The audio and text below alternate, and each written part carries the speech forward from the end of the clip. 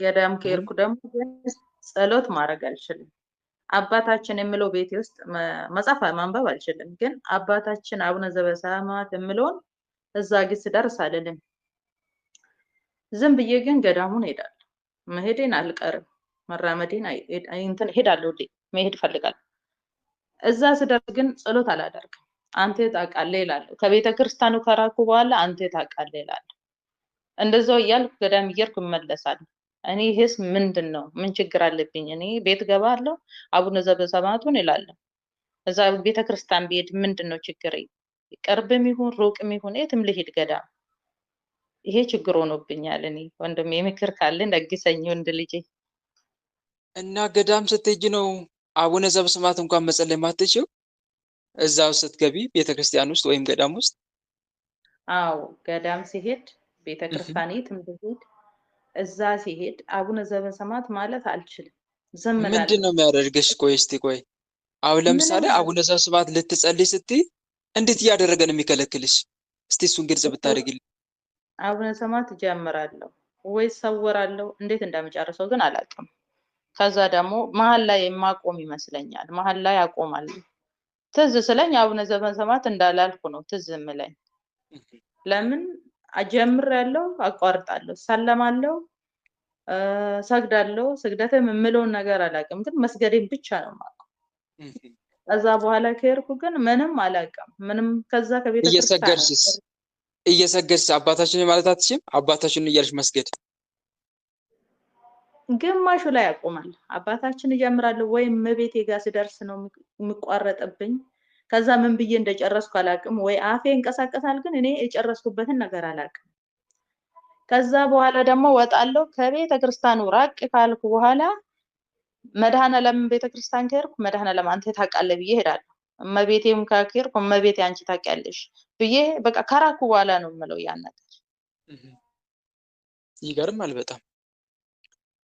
ለማንኛውም መፍትሄ ብዬ ማስበው ልንገርሽ እህቴ፣ መፍትሄ ብዬው ማስበው ልንገርሽ። አንደኛ እስቲ በቤትሽ ሱባኤ ብትይዢ መልካም ነው። በቤትሽ ባለሽበት በምትኖሪበት ቤት የለም ዘግተሽ ሱባኤ ብትገቢ መልካም ነው። አንድ ሁለተኛ ደግሞ ማድረግ ያለብሽ ነገር ምንድን ነው? በዚህ ጉዳይ ላይ ለምሳሌ የሆነ ቤተክርስቲያን ልትሄጂ ነው እንበል፣ ወይም በቤታችን ላይ ሊሆን ይችላል እና በቤታችን ቤተክርስቲያን ከመሄድሽ በፊት አስቀድመሽ በደጇ ደርሰሽ ጸሎት ማድረስ ታስችልሽ ዘንድ ተማጽነሻት፣ ከዛ መንፈሱንም ገዝተሽ ቤተክርስቲያን ሄጄ ጸሎት እንዳልጸልይ የምትከለክለኝ ክፉ መንፈስ በቅድስት ድንግል ማርያም ስም በመድኃኔዓለም ስም ታስራል ብለሽ ብትሄጂ መልካም ነው። ግልጽ ነው አይደል? ጉዳዩ ለምን እንደሆነ ለማወቅ ሱባኤ መግባት እቤት ውስጥ ወይም ደግሞ እዛው ገዳም ውስጥ። ግልጽ ነው አይደል? ሱባኤ መግባት ከቶ ማስቤ አላውቅም። ባስብም ደግሞ እፈራለሁ። ሱባኤ ሁሌ አንተ ስታስተምረው እሰማለሁ። እሺ መግባት ግን እፈራለሁ። መፍራትማ መፍትሄ አይደለም ማለቴ። መፍራት መፍትሄ ሊሆን አይችልም። አልጸልም እኔ ማጽሐፍ ማንበብ አልችልም። እዛ ገዳ እንትን ሱባኤ ገብቼ ልተኛ ነው ወይስ ምን ላደርግ ነው እላለሁ ሁል ጊዜ። አሁንስ እንኳን ስደት ላይ ነው። እንኳን አሁን በፊት ማህበር ገብቼ የምሰግደው ራሱ አይመቸኝም። አሁን እንኳን የምመቸኝ ቦታ አይደለውም ሱባኤ ለመግባት። ግን ሱባኤ በጣም እፈራለሁ። ከአእምሮዬ በላይ ነው። እኔ 10 ዓመት ሆኖኛል። በጣም በፊት ጣዖት አምላኪ ነኝ። ግን ከዛ ከተመለስኩ በኋላ ደግሞ ፈራለሁ። ሱባኤን መግባት እፈልጋለሁ፣ ግን መግባት ፈራለሁ። መልካም እታለምዬ፣ መፍራት አሁን መፍትሄ አይሆንም። እሺ መፍራት መፍትሄ አይሆንም ስልሽ አንደኛ እንድትፈሪ የሚያደርግሽ እሱ መሆኑን እርግጠኛ ሁኚ። ለምክንያቱም በሱባኤ ምላሽ የሚገኝበት ነውና። ሱባኤ አጭሩ መንገድ ነው ከፈጣሪ ምላሽ ለማግኘት። አጭሩና ጠንከር ያለ መንገድ ነው። ይሄ በጣም ለሁላችንም የሚመከር ነው። ቅዱሳን አባቶቻችንም መጽሐፍ ቅዱስም ምስክር እንደሚሆን እንደነ ዕዝራ ሱቱኤል ያሉ እግዚአብሔርን ያገኙበት መንገድ ነው። ምን ካልሽኝ ሱባኤ። ሐዋርያት፣ ጻድቃን፣ ሰማዕታት መንፈስ ቅዱስን የተቀበሉበት መንገድ ነው። ምን ካልሽኝ ሱባኤ፣ በህብረት ሆኖ በመጸለይ። ስለዚህ ይሄን ነገር የምትፈሪ ከሆነ የእሱ ስራ መሆኑን አውቀሽ ጠንካራ መሆን መቻል አለብሽ። ሌላው ምን ላደርግ ነው? ልተኛ ነው? መጸለይ ነው እንጂ ምንድን ነው የምጸልዩ? መዝሙረ ዳዊት፣ በዋናነት መዝሙረ ዳዊት፣ ከዛ ሌሎችንም እንዳቅምሽ የውዳሴ ማርያም፣ ሰይፈ ስላሴ ሊሆን ይችላል። መዝሙረ ዳዊት ብቻ ሙሉን 150ውን ባይቻል ደግሞ የየዕለቱን ማህበሩ ብቻ ነው የምሰማው እንጂ ማንበብ አልችልም። ማንጻፍ ማንበብ ስለማንችል ከማህበሩ እሰማለሁ። እንዲሁም ደግሞ በዩቲዩብ የተለቀቀውን እሰማለሁ ብዙ ጊዜ። እሱ ነው በቃ ኖሮ። መልካም። ማንበብ አልችልም የሚለውም እሱም አንድ ራሱን የቻለ ጥያቄ ነው። ግን እህት ወንድሞች ማንበብ መለማመድ አንችልም? ቀላል እኮ ነው እህቴ ወርቅዬ። ማንበብ ለመልመድ እኮ ቀላል ነው። አንደኛ ፊደላቶችን ለይቶ ማወቅ ነው አይደለም? ፊደላቶችን ለይቶ ማወቅ ነው። ያው ፊደሎችን ለይቶ ካስከበ በደንብ አድርጎ ማጥናት፣ ከዛ እየገጣጠሙ ማንበብ ነው አይደል? ተሳሳትኩኝ? እስቲ አርሙኝ እህት ወንድሞች። ቢፈጅ 1 3 ወር 6 ወር ነው ቢፈጅ። እንደው በዛ ቢባል 6 ወር፣ አነሰ ቢባል 3 ወር ነው የሚፈጀው። ማንበብ መጻፍ ማንበብ ማትችሉ እህት ወንድሞች ማንበብ አልችልም ብላችሁ አትቀመጡ። እሺ፣ ለሁላችሁም ነው፣ ለእህቴ ብቻ ሳይሆን የምናገረው እንዲህ አይነት ምክር ለሁሉም እህቶቼ፣ ማንበብ አንችልም ላሉ እህት ወንድሞቼ ነው። እውነቴን ነው የምላችሁ። ቢፈጅባችሁ 3 ወር ወይም 6 ወር ነው።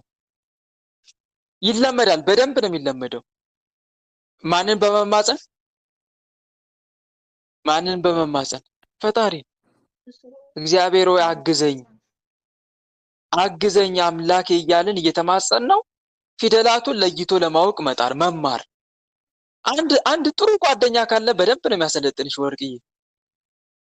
በየቀኑ እቺ ሃናት፣ እቺ ለናት፣ እቺ ሐመሩዋ ናት፣ እቺ መናት፣ እቺ ፊደል አየሻት? ምንጽር የምትመስለዋ አየሻት? እንደዚህ ሀ ብላ ወደ ላይ ያለችዋን አየሻት? እቺ ለሁለት እግር ያላት እያለ ሰው ቢያሰለጥናት አትለምድም? ንገሩኝ እስቲ፣ አትለምድም?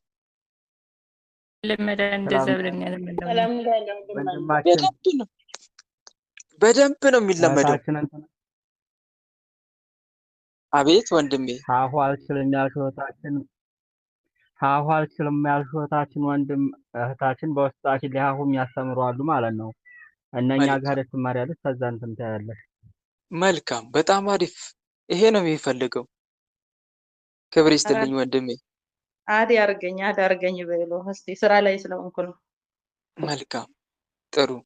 በውስጥ ተነጋገሩ እና እዚህ ጋር በቀላሉ መልመድ ይቻላል። ሰው ምንም ቢሆን ትኩረት ከሰጠነው እህት ወንድሞች ማይያዝ ነገር የለም። አንደኛ ፈጣሪን እርዳኝ ብለን ከተማጸንን፣ ሁለተኛ ደግሞ በጣም ጽኑ ትኩረት ከሰጠን ማይቻል ነገር የለም። በዚህ ዓለም ላይ ማይቻል ነገር የለም። ለሚያምን ሁሉ ይቻላል ብሎ ጌታ እንደተናገረው ማንችለው ነገር የለም። ብቻ ጥረት ያስፈልጋል፣ ያልተቋረጠ ጥረት። ከዛ ይለመዳል። ፐርፌክት፣ በጣም ጥሩ አንባቢ ነው የምትሆኚው የሚወጣሽ ትኩረት ከሰጠሽው። በ3 ወር ውስጥ በ6 ወር ውስጥ እንደው 6 ወር አብዝቼዋለሁ፣ በ3 ወር ወይም በ4 በ5 ወር በደንብ ይለመዳል። ከዛ በኋላ ጥሩ አንባቢ ትሆኛለሽ ማለት ነው። ይሄ ነው እህቴ። እና በማንበብ በጣም በተለይ የማንበብ ችሎታ መያዝ ጸሎትን እያነበብን ብዙ በረከት እንድናገኝ ይረዳናል። በማዳመጥ ብቻ አትወሰኑ ልላችሁ ፈልጌ ነው። እያዳመጡ ከጸሎት መሳተፍ ለጊዜው ነው። እሱን ጊዜያዊ መንገድ ወይም ጊዜያዊ መፍትሄ አድርጋችሁ ሰዱት እንጂ ዘላቂ መፍትሄ አድርጋችሁ አትሰዱት። ምክንያቱም ዳዊት የከንፈሮቼ ምስጋና ለአንተ አቀርብልሃለሁ አይደል ያለው? አፌ ሁል ጊዜ ጽድቅን ይናገራል፣ ማዳንን ይናገራል አይደል ያለው? አፌ እኮ ነው ያለው። አቤቱ ከንፈሮቼን ክፈት አይደል ያለው? መዝሙር 50 ላይ አቤቱ ከንፈሮቼን ክፈት፣ አፌ ምስጋናን ያወራል። መስዋዕትን ብትወድስ በሰጠው ነበረ፣ የሚቃጠለው መስዋዕት ደስ አያሰኝም፣ የእግዚአብሔር መስዋዕት የተሰበረ መንፈስ ነው እያለ መዝሙር 50 ላይ ይናገራል። ከንፈሮቼን ምን በል ክፈት። ስለዚህ የከንፈር መስዋዕት ለእግዚአብሔር ማቅረብ እንዳለብን ከዚህ ጥቅስ እንረዳለን ማለት ነው። እና እህቴ ቸል አትበይ፣ መልመድ ይለመዳል። ልመጂ በደንብ ትኩረት ሰተሽው እግዚአብሔርን በጎን እየተማጸንሽ እርዳኝ አምላኬ እያልሽ። ሌላው መዝሙር ሱባኤ ገብተን ምንድን ነው የምናደርገው ከተባለ የምንችለውን የምናውቀውን ጸሎት መጸለይ ነው። ለምሳሌ ሌላው ቢቀር አባታችንን መጸለይ አትችይም እህቴ? አባታችሁ ነኝ አትችይም? እችላለሁ። አባታችንና እግዚአብሔር እረኛዬ እላለሁ። ከአባታችን በላይ ደግሞ የሚበልጥ ጸሎት የለም። ባይገርምሽ ከአባታችን የሚበልጥ ጸሎት በእንግሊዝም እችላለሁ፣ በአማርኛም እችላለሁ። ሁለቱም ይኸውልሽ ከአባታችን በላይ ደግሞ የሚበልጥ ጸሎት የለም። ትልቁ እንደ ቤተ ክርስቲያን አስተምሮ ከጸሎታት ሁሉ የሚበልጥ ትልቁ ጸሎት የሚባለው አባታችን ነው። አባታችን እጅግ እጅግ እጅግ በጣም ታላቁ ጸሎት እሱ ነው። ስለዚህ እህቴ አንቺ አባታችን ሆይ፣ በነገራችን አባታችን ሆይ እኮ በጣም ብዙ ጊዜ እየጸለዩ ቅዱሳን የሆኑ በጣም ብዙ ቅዱሳኖች አሉ። አንድ አባት ስማቸው ጠፍቶብኝ ነው እንጂ ወደ ስንት ሺህ ጊዜ ጸሎት እንደሚጸልዩ ይህን ጸሎት አባታችን ሆይ ብቻ እኮ ነው 570 ጊዜ የሚጸልዩ አባት አሉ። አባይን በተአምር የገደቡ አንድ አባት አሉ። ስማቸው ጠፍቶብኝ ነው። መዝገበ ቅዱሳን ላይ ታሪካቸውን አንብቤ ነበር። ካነበብኩ ትንሽ ስለቆየኝ ነው ስማቸው የጠፋብኝ። አቡነ ዘበሰማያትን ወደ 570 ጊዜ እየጸለዩ ማለት ነው። ቅዳሴ ቀድሰው አባይ ወንዝ ዳር ላይ እንዲህ ለምን ወንዝ አፈር ይዞ እኮ ነው እየሄደ ያለው ብለው መንፈሳዊ ቅናት አድሮባቸው ለምን ኢትዮጵያ ለምን ከራሷ ወንዝ አትጠቀምም ብለው ማለት ነው። ለምን አፈሩን ይዞ ይሄዳል ብለው እና ከቅድስናቸው ከብቃታቸው አንጻር አባይ ወንዝ ሄደው ቅዳሴ እዛ ቦታ ቀድሰው ታቦት አስተክለው ከዛ በኋላ እንደዚህ አድርገው ጸሎት ሲጸልዩ አባይን ገደቡት። ከዛ ሊቀ መላእክት ቅዱስ ገብርኤል ነው መጥቶ እንዴ ተፈጥሮ ልትገድብ ነው እንዴ አላቸው። ተፈጥሮ ልትገድብ ነው እንዴ? ከዛ በኋላ ብዙ እሳቸውም ብዙ አናገሩት። ሊቀ መላእክት ቅዱስ ገብርኤልም ይሄ የተፈጥሮ ጉዳይ ነው፣ ተፈጥሮን ማስቆም አትችልም ሙሉ ለሙሉ ብሎ ከለከላቸው። ከዛ በኋላ ክርክር ሲያበዙ ተመለስ፣ የጸሎት ሰዓት ደርሷል፣ ወደ ጸሎት ግባ ብሎ ወደ ጸሎት እንዲመለሱ ተቆጣቸው፣ ገሰጻቸው። ከዛ በኋላ እሳቸውም እሺ ብለው የፈጣሪ ፈቃድ ከሆነ ምን ማድረግ ይችላል ብለው ተመልሰዋል። እና የኚህ አባት ጸሎት ምንድነው? በዋናነት ምንድነው ንገሩኛ? አባታችን ሆይ ነው። አቡነ ዘበሰማያት አባታችን ሆይ ራሱ በእምነት አንድ ሰው ከጸለየ አጥብቆ በእውነት ትልቅ በረከት ያገኛል ነው፣ ትልቅ ዋጋ ያገኛል። እና አንቺም እህቴ በተመስጦ ቀስ እያልሽ አባታችን ሆይ በስግደት ወይም ደግሞ በቃል ጉልበት ካለሽ በስግደት እየሰገድሽ በተመስጦ ኃጢአትሽን በእያንዳንዷ እያሰብሽ አሁንም ስለ አባታችን ሆይ ክብር ምን ያክል ትልቅ ዋጋ እንዳለው ልንገርሽ። ቅዳሴ ማን ነው ታምረ ማርያም ላይ ደቅሲዮስ የሰማው ቃል አለ አይደል? እመቤታችንን ጌታ በእኔ ምክንያት ካገኙሽ ሐዘን የትኛው ሐዘን ይበልጣል ብሎ ሲጠይቃት 5 ሐዘናቱን ያገኛትን ሐዘን ነገረችው። እነኝን 5 ሐዘናት እያሰበ አባታችን ሆይና በሰላም ቅዱስ ገብርኤልን የሚጸልየውን ሰው ኃጢአቱን ይቅር እለዋለሁ አይደል አላት? አይደለ እንዴ ምዕመናን? እውነት ነው። እና አስቡት ምን ያክል ታላቅ ጸሎት እንደሆነ እየነገርኳችሁ ነው። ስለ አባታችን ጸሎት ደግሞ እያንዳንዱ ቃል ትርጉም አለው። የአባታችን አንድምታን አንብባችሁ ከሆነ በጣም ትርጉም አለው። ጥልቅ የሆነ ትርጉም ነው ያለው። ስለዚህ አባታችንን ራሱ በተመስጦ ወይ እየሰገድን መጸለይ ከበረታን እየሰገድን መጸለይ፣ ካልሆነም ደግሞ ቆመን ራሱ ወይም ተንበርክከን ብንጸልይ ትልቅ ዋጋ ያሰጠናል። ከአምነንበት ለሚያምኑ ሁሉ ይቻላል ተብሎ እንደተጻፈው። ስለዚህ አንቺም ያን እያደረግሽ ራሱ እየሰገድሽ ሲደክም ብርታ ስታገኝ እየሰገድሽ በጣም ስትደክሚ ደግሞ ቆመሽ ራሱ አባታችንን እየጸለሽ ማሳለፍ ትቻለሽ። የሰባቱን ጊዜ ጸሎት በሱባኤ ውስጥ ለየት የሚያደርገው ምንድነው? ሰባቱንም የጸሎታት ጊዜ ጠብቀን እንጸልያለን። ሰባቱንም የጸሎታት ጊዜ ምሽት 3 ሰዓት እንነሳለን፣ ሌሊት 6 ሰዓት እያለን እንደገና ጠዋት 12 ሰዓት፣ እንደገና ጠዋት 3 ሰዓት፣ እንደገና ጠዋት ቀን 6 ሰዓት፣ እንደገና ቀን 9 ሰዓት እያለን እንጸልያለን። የሰርክ ጸሎት እያልን እንጸልያለን። ግልጽ ነው አይደለ? እኚህን የጸሎት ሰዓት እየጠበቅሽ አባታችን እየጸለሽ ሱባኤ መግባት ማለት እኮ ይሄ ነው። እየጸለሽ እየሰገድሽ የጸሎት ሰዓታቶችን ጠብቀሽ ሱባኤ ገባሽ ማለት ይሄ ነው። እና ደግሞ በቀን አንዴ ነው የምትመገብ። አባታችን እየጸለሽ የምትፈልጊውን ነገር እግዚአብሔርን ጠይቀዋለሽ። ጌታ ሆይ እያልሽ የምትፈልጊውን ነገር ታናግሪያለሽ። ይሄ ነው ሱባኤ ማለት። ግልጽ ነው አይደል?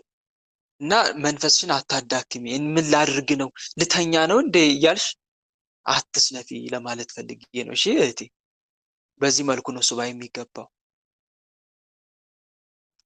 እና ይሄን ይመስላል።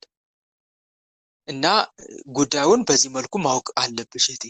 ሌላው ደግሞ ከነገርሽኝ አንጻር አሁን በመሃል ጣዖት አምልኮ አለ። ይሄ ነዋ ከባዱ። ቦታ ይዟል አጀሬ ማለት ነው። ሰልጥኗል ማለት ነው።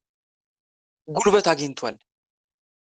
ስለዚህ በረከት እንዳትቀበይ አንድም እንዳይያዝ ነው እየታገለሽ ያለው። አይወድም ደግሞ በነገራችን ላይ የጠንቋይ መንፈስ፣ ይሄ በተለይ የዛር መንፈስ ቤተክርስቲያን አይወድም። በተለይ ቤተሰቦችሽ ቤተክርስቲያን ማይወዱ ማያውቁ ከሆነ እሱም አይወድም። አንድም ላለመያዝ ነው ማለት ነው። እንዳትጸልይ አባታችን ላይ እንኳን እንዳታደርሽ የሚከለክልሽ በረከት እንዳትቀበይ ከዚህ አንፃር ነው። ስለዚህ አንቺ መንፈሱን ከቤተሰብ ውስጥ እኔ ብቻ ነኝ ወደ ቤተ ክርስቲያን የሚሄድ ሁሉም በቃ እኔ ብቻ ነኝ። እናት አባት አያውቁም ቤተክርስቲያን አይደል? አያውቁም፣ ማንም አያውቅም።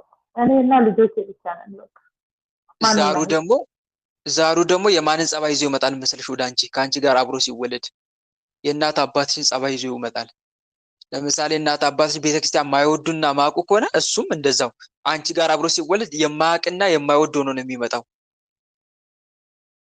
በነገራችን ላይ ዛር የአባት የእናትን ጸባይ ልጅ ጋር ይዞ ይመጣል። አባት አሁን ለምሳሌ ዘማዊ ከሆነ ልጅ ጋር ምን ሆኖ ነው የሚወለደው? ንገሩኝ። ምን ሆኖ ነው የሚወለደው? ዘማዊ ሆኖ ይወለዳል። እናት ጋር ዘማዊ ሆኖ ከኖረ ልጅ ጋርም እንደዛው። እናት አባት ቤተክርስቲያን ማያውቁና ማይወዱ አድርጓቸው ከሆነ ከልጅ ጋርም እንደዛ ነው። አይነት ጸባይ ነው ይዞ የሚመጣው። እንዳይወዱ እንዳያውቁ ገፍተው ከሄዱ ራሱ እንዳይስማማቸው ወይም ደግሞ በትክክል ቡራኬውን እንዳይቀበሉ ይታገላል። ይሄ ነው። ግልጽ ነው እህቴ። እና መንፈሱን ለመያዝ መታገል። አሁን አንቺ ጋር እንዳትጸልይ ነው አይደል? ሌሎች ጋር ደግሞ እንዲታመሙ ነው የሚያደርገው። ባይገርምሽ አንቺ ጋር አሁን እንዳትጸልይ ነው፣ ሌሎች ጋር ደግሞ እንዲታመሙ ከሄዱ እንዲያማቸው፣ ወይም ደግሞ አንዳንዱ ጋር ደግሞ ሰበብ እየፈጠረ እንዳይሄዱ ጭራሽ። ይኸው በተለያየ መንገድ ነው የሚዋጋው። ተመልከቱ። አንዳንዱ ጋር ጭራሽ እንዳይሄዱ ሰበብ ይፈጥራል። ሊሄዱ ሲያስቡ የሆነ ችግር ይፈጠራል። አንዳንዱ ጋር ደግሞ እንዲሄዱ ያደርጋቸዋል። እንዲሄዱ ያደርጋቸዋል። ግን ሄደው ከመጡ በኋላ ምን ይሆናሉ? እነኚህ ሰዎች ይታመማሉ። እንደ እህታችን ጋር ደግሞ አሁን እንደምሰሙት ደግሞ ምን ያደርጋል? እንዲሄዱ ያደርጋል። ግን ምን እንዳያደርጉ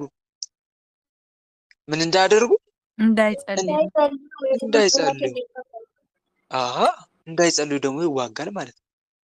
ይሄ ነው እንግዲህ ፈተናው። ተመልከቱ። ፈተናው ይሄ ነው። ግልጽ የሆነ ፈተና ነው። እና እህቴ ይህንን መንፈስ ለመያዝ ደግሞ በተለይ ወይ በቤትሽ ውስጥ ሱባኤ መያዝ ወይም ደግሞ እየሰወረሽም ቢሆን ቤተክርስቲያን ሱባኤ መግባት እዛው ወይ ገዳም ወይ ቤተክርስቲያን ውስጥ ገብተሽ ሱባኤ እየሰወረሽ ይመልስሻል እኮ መመለሱ አይቀርም አይደል? ይመልሳል። ሰውረሽ ትዝ ይልሻል እየጸለሽ መሆንሽን። ትዝ ሲልሽ መጸለይ መታገል። ይሄ ራሱ ተጋድሎ እኮ ነው። በነገራችን ላይ ተጋድሎ ነው፣ ራሱን የቻለ ተጋድሎ ነው። ጌታ ደግሞ ድካምን ያያል፣ ወድቀሽ መነሳትሽን ያያል እኮ። አባታችን ሆይ ለመጸለይ የሞከርሽ እንደገና ስትወርቂ ያያል እኮ። አሁንም ስትወርቂ ስትነሺ፣ አሁንም ጀምረሽ አቋርጥ ስትነሺ፣ ይሄንን እንደ ተጋድሎ ማይቆጥር መስሎሽ ነው? በደንብ ነው የሚቆጥረው። አይቶ ይሄን እንደ ተጋድሎ ቆጥሮ በቃ ይችላል፣ በቃ ይለዋል። ያንን ጠላት ያሳድደዋል። ጌታ ሆይ ማረኝ ራሱ። በነገራችን ላይ ጌታ ኢየሱስ ክርስቶስ እኔ ኃጢአተኛው ማረኝ ብሎ መናገር በራሱ ጸሎት ነው አይደለም? ነው አይደለም? ንገሩኝ። ነው። ትልቅ ጸሎት ነው። ትክክል። እቺ ራሱ ብቻዋን የቀራጩ ጸሎት ጌታዬ ኢየሱስ ክርስቶስ እኔ ኃጢአተኛው ማረኝ። ኪርያላይሶ ማለት እኮ ነው ትርጉሙ። በነገራችን ላይ ኪርያላይሶ ማለት ቃል በቃል አቤቱ ማረን ነው። አቤቱ ማረን፣ ራራልን፣ ይቅር በለን ነው። ስለዚህ እኛ ደግሞ በሚገባን ጌታዬ ኢየሱስ ክርስቶስ እኔ ኃጢአተኛው ማረኝ። በጣም ትልቅ ጸሎት እኮ ነው እህቴ። እንዲህ ብለሽ ራሱ መምጣትሽ ብቻውን ጸሎት ነው፣ ራሱን የቻለ ጸሎት ነው ራሱን የቻለ እና እንዲህ ያልሽ ራሱ መጸለይ መስገድ በእውነት ትልቅ ነገር ነው። ተረዳሽኝ አይደል? እና ይሄን አድርጊ፣ ተስፋ ሳትቆርጪ ተስፋ ሳትቆርጪ። አልቆርጥም ልወጣ ነው ግን ይቅርታ አድርጉልኝ። መልካም አልቆርጥም ወንድሜ። እናንተም በጸሎታችሁ አስቡኝ። እንግዲህ እግዚአብሔር የጠበቀ ወደ ልጄ ፈጣሪ ይጠብቅ። ከዚህ የበለጠ የምታገለግልበት ረመዳን አለ በረከት ረድኤቱን ያሳድረብን። እንኳን ብዙ ፈተና ነው ረመዳን አለን ወደ እሱ አመጣኝ። በፊት ብሰግድም ብጸልይም እግዚአብሔር በሰላም አውሎኝ ብዬ ጣዖት በማመልክበት ግላብጦስ ነው በሰላም አውሉም ነበር። አሁን ግን ሁሉም ነገር መድኃኒዓለም አስተካክሎልኝ። በርቺ፣ አይዞሽ፣ እግዚአብሔር ፍጻሜሽን ያሳምርልሽ።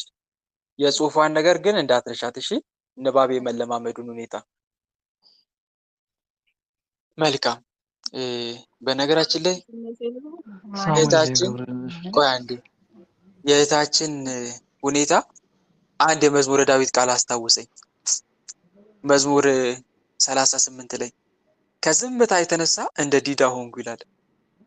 ለበጎ እንኳ ዝም አልኩ፣ ቁስሌም ታደሰብኝ፣ ልቤ በውስጤ ሞቀብኝ፣ በአንደበቴም ተናገርኩ የምትለው ቃል።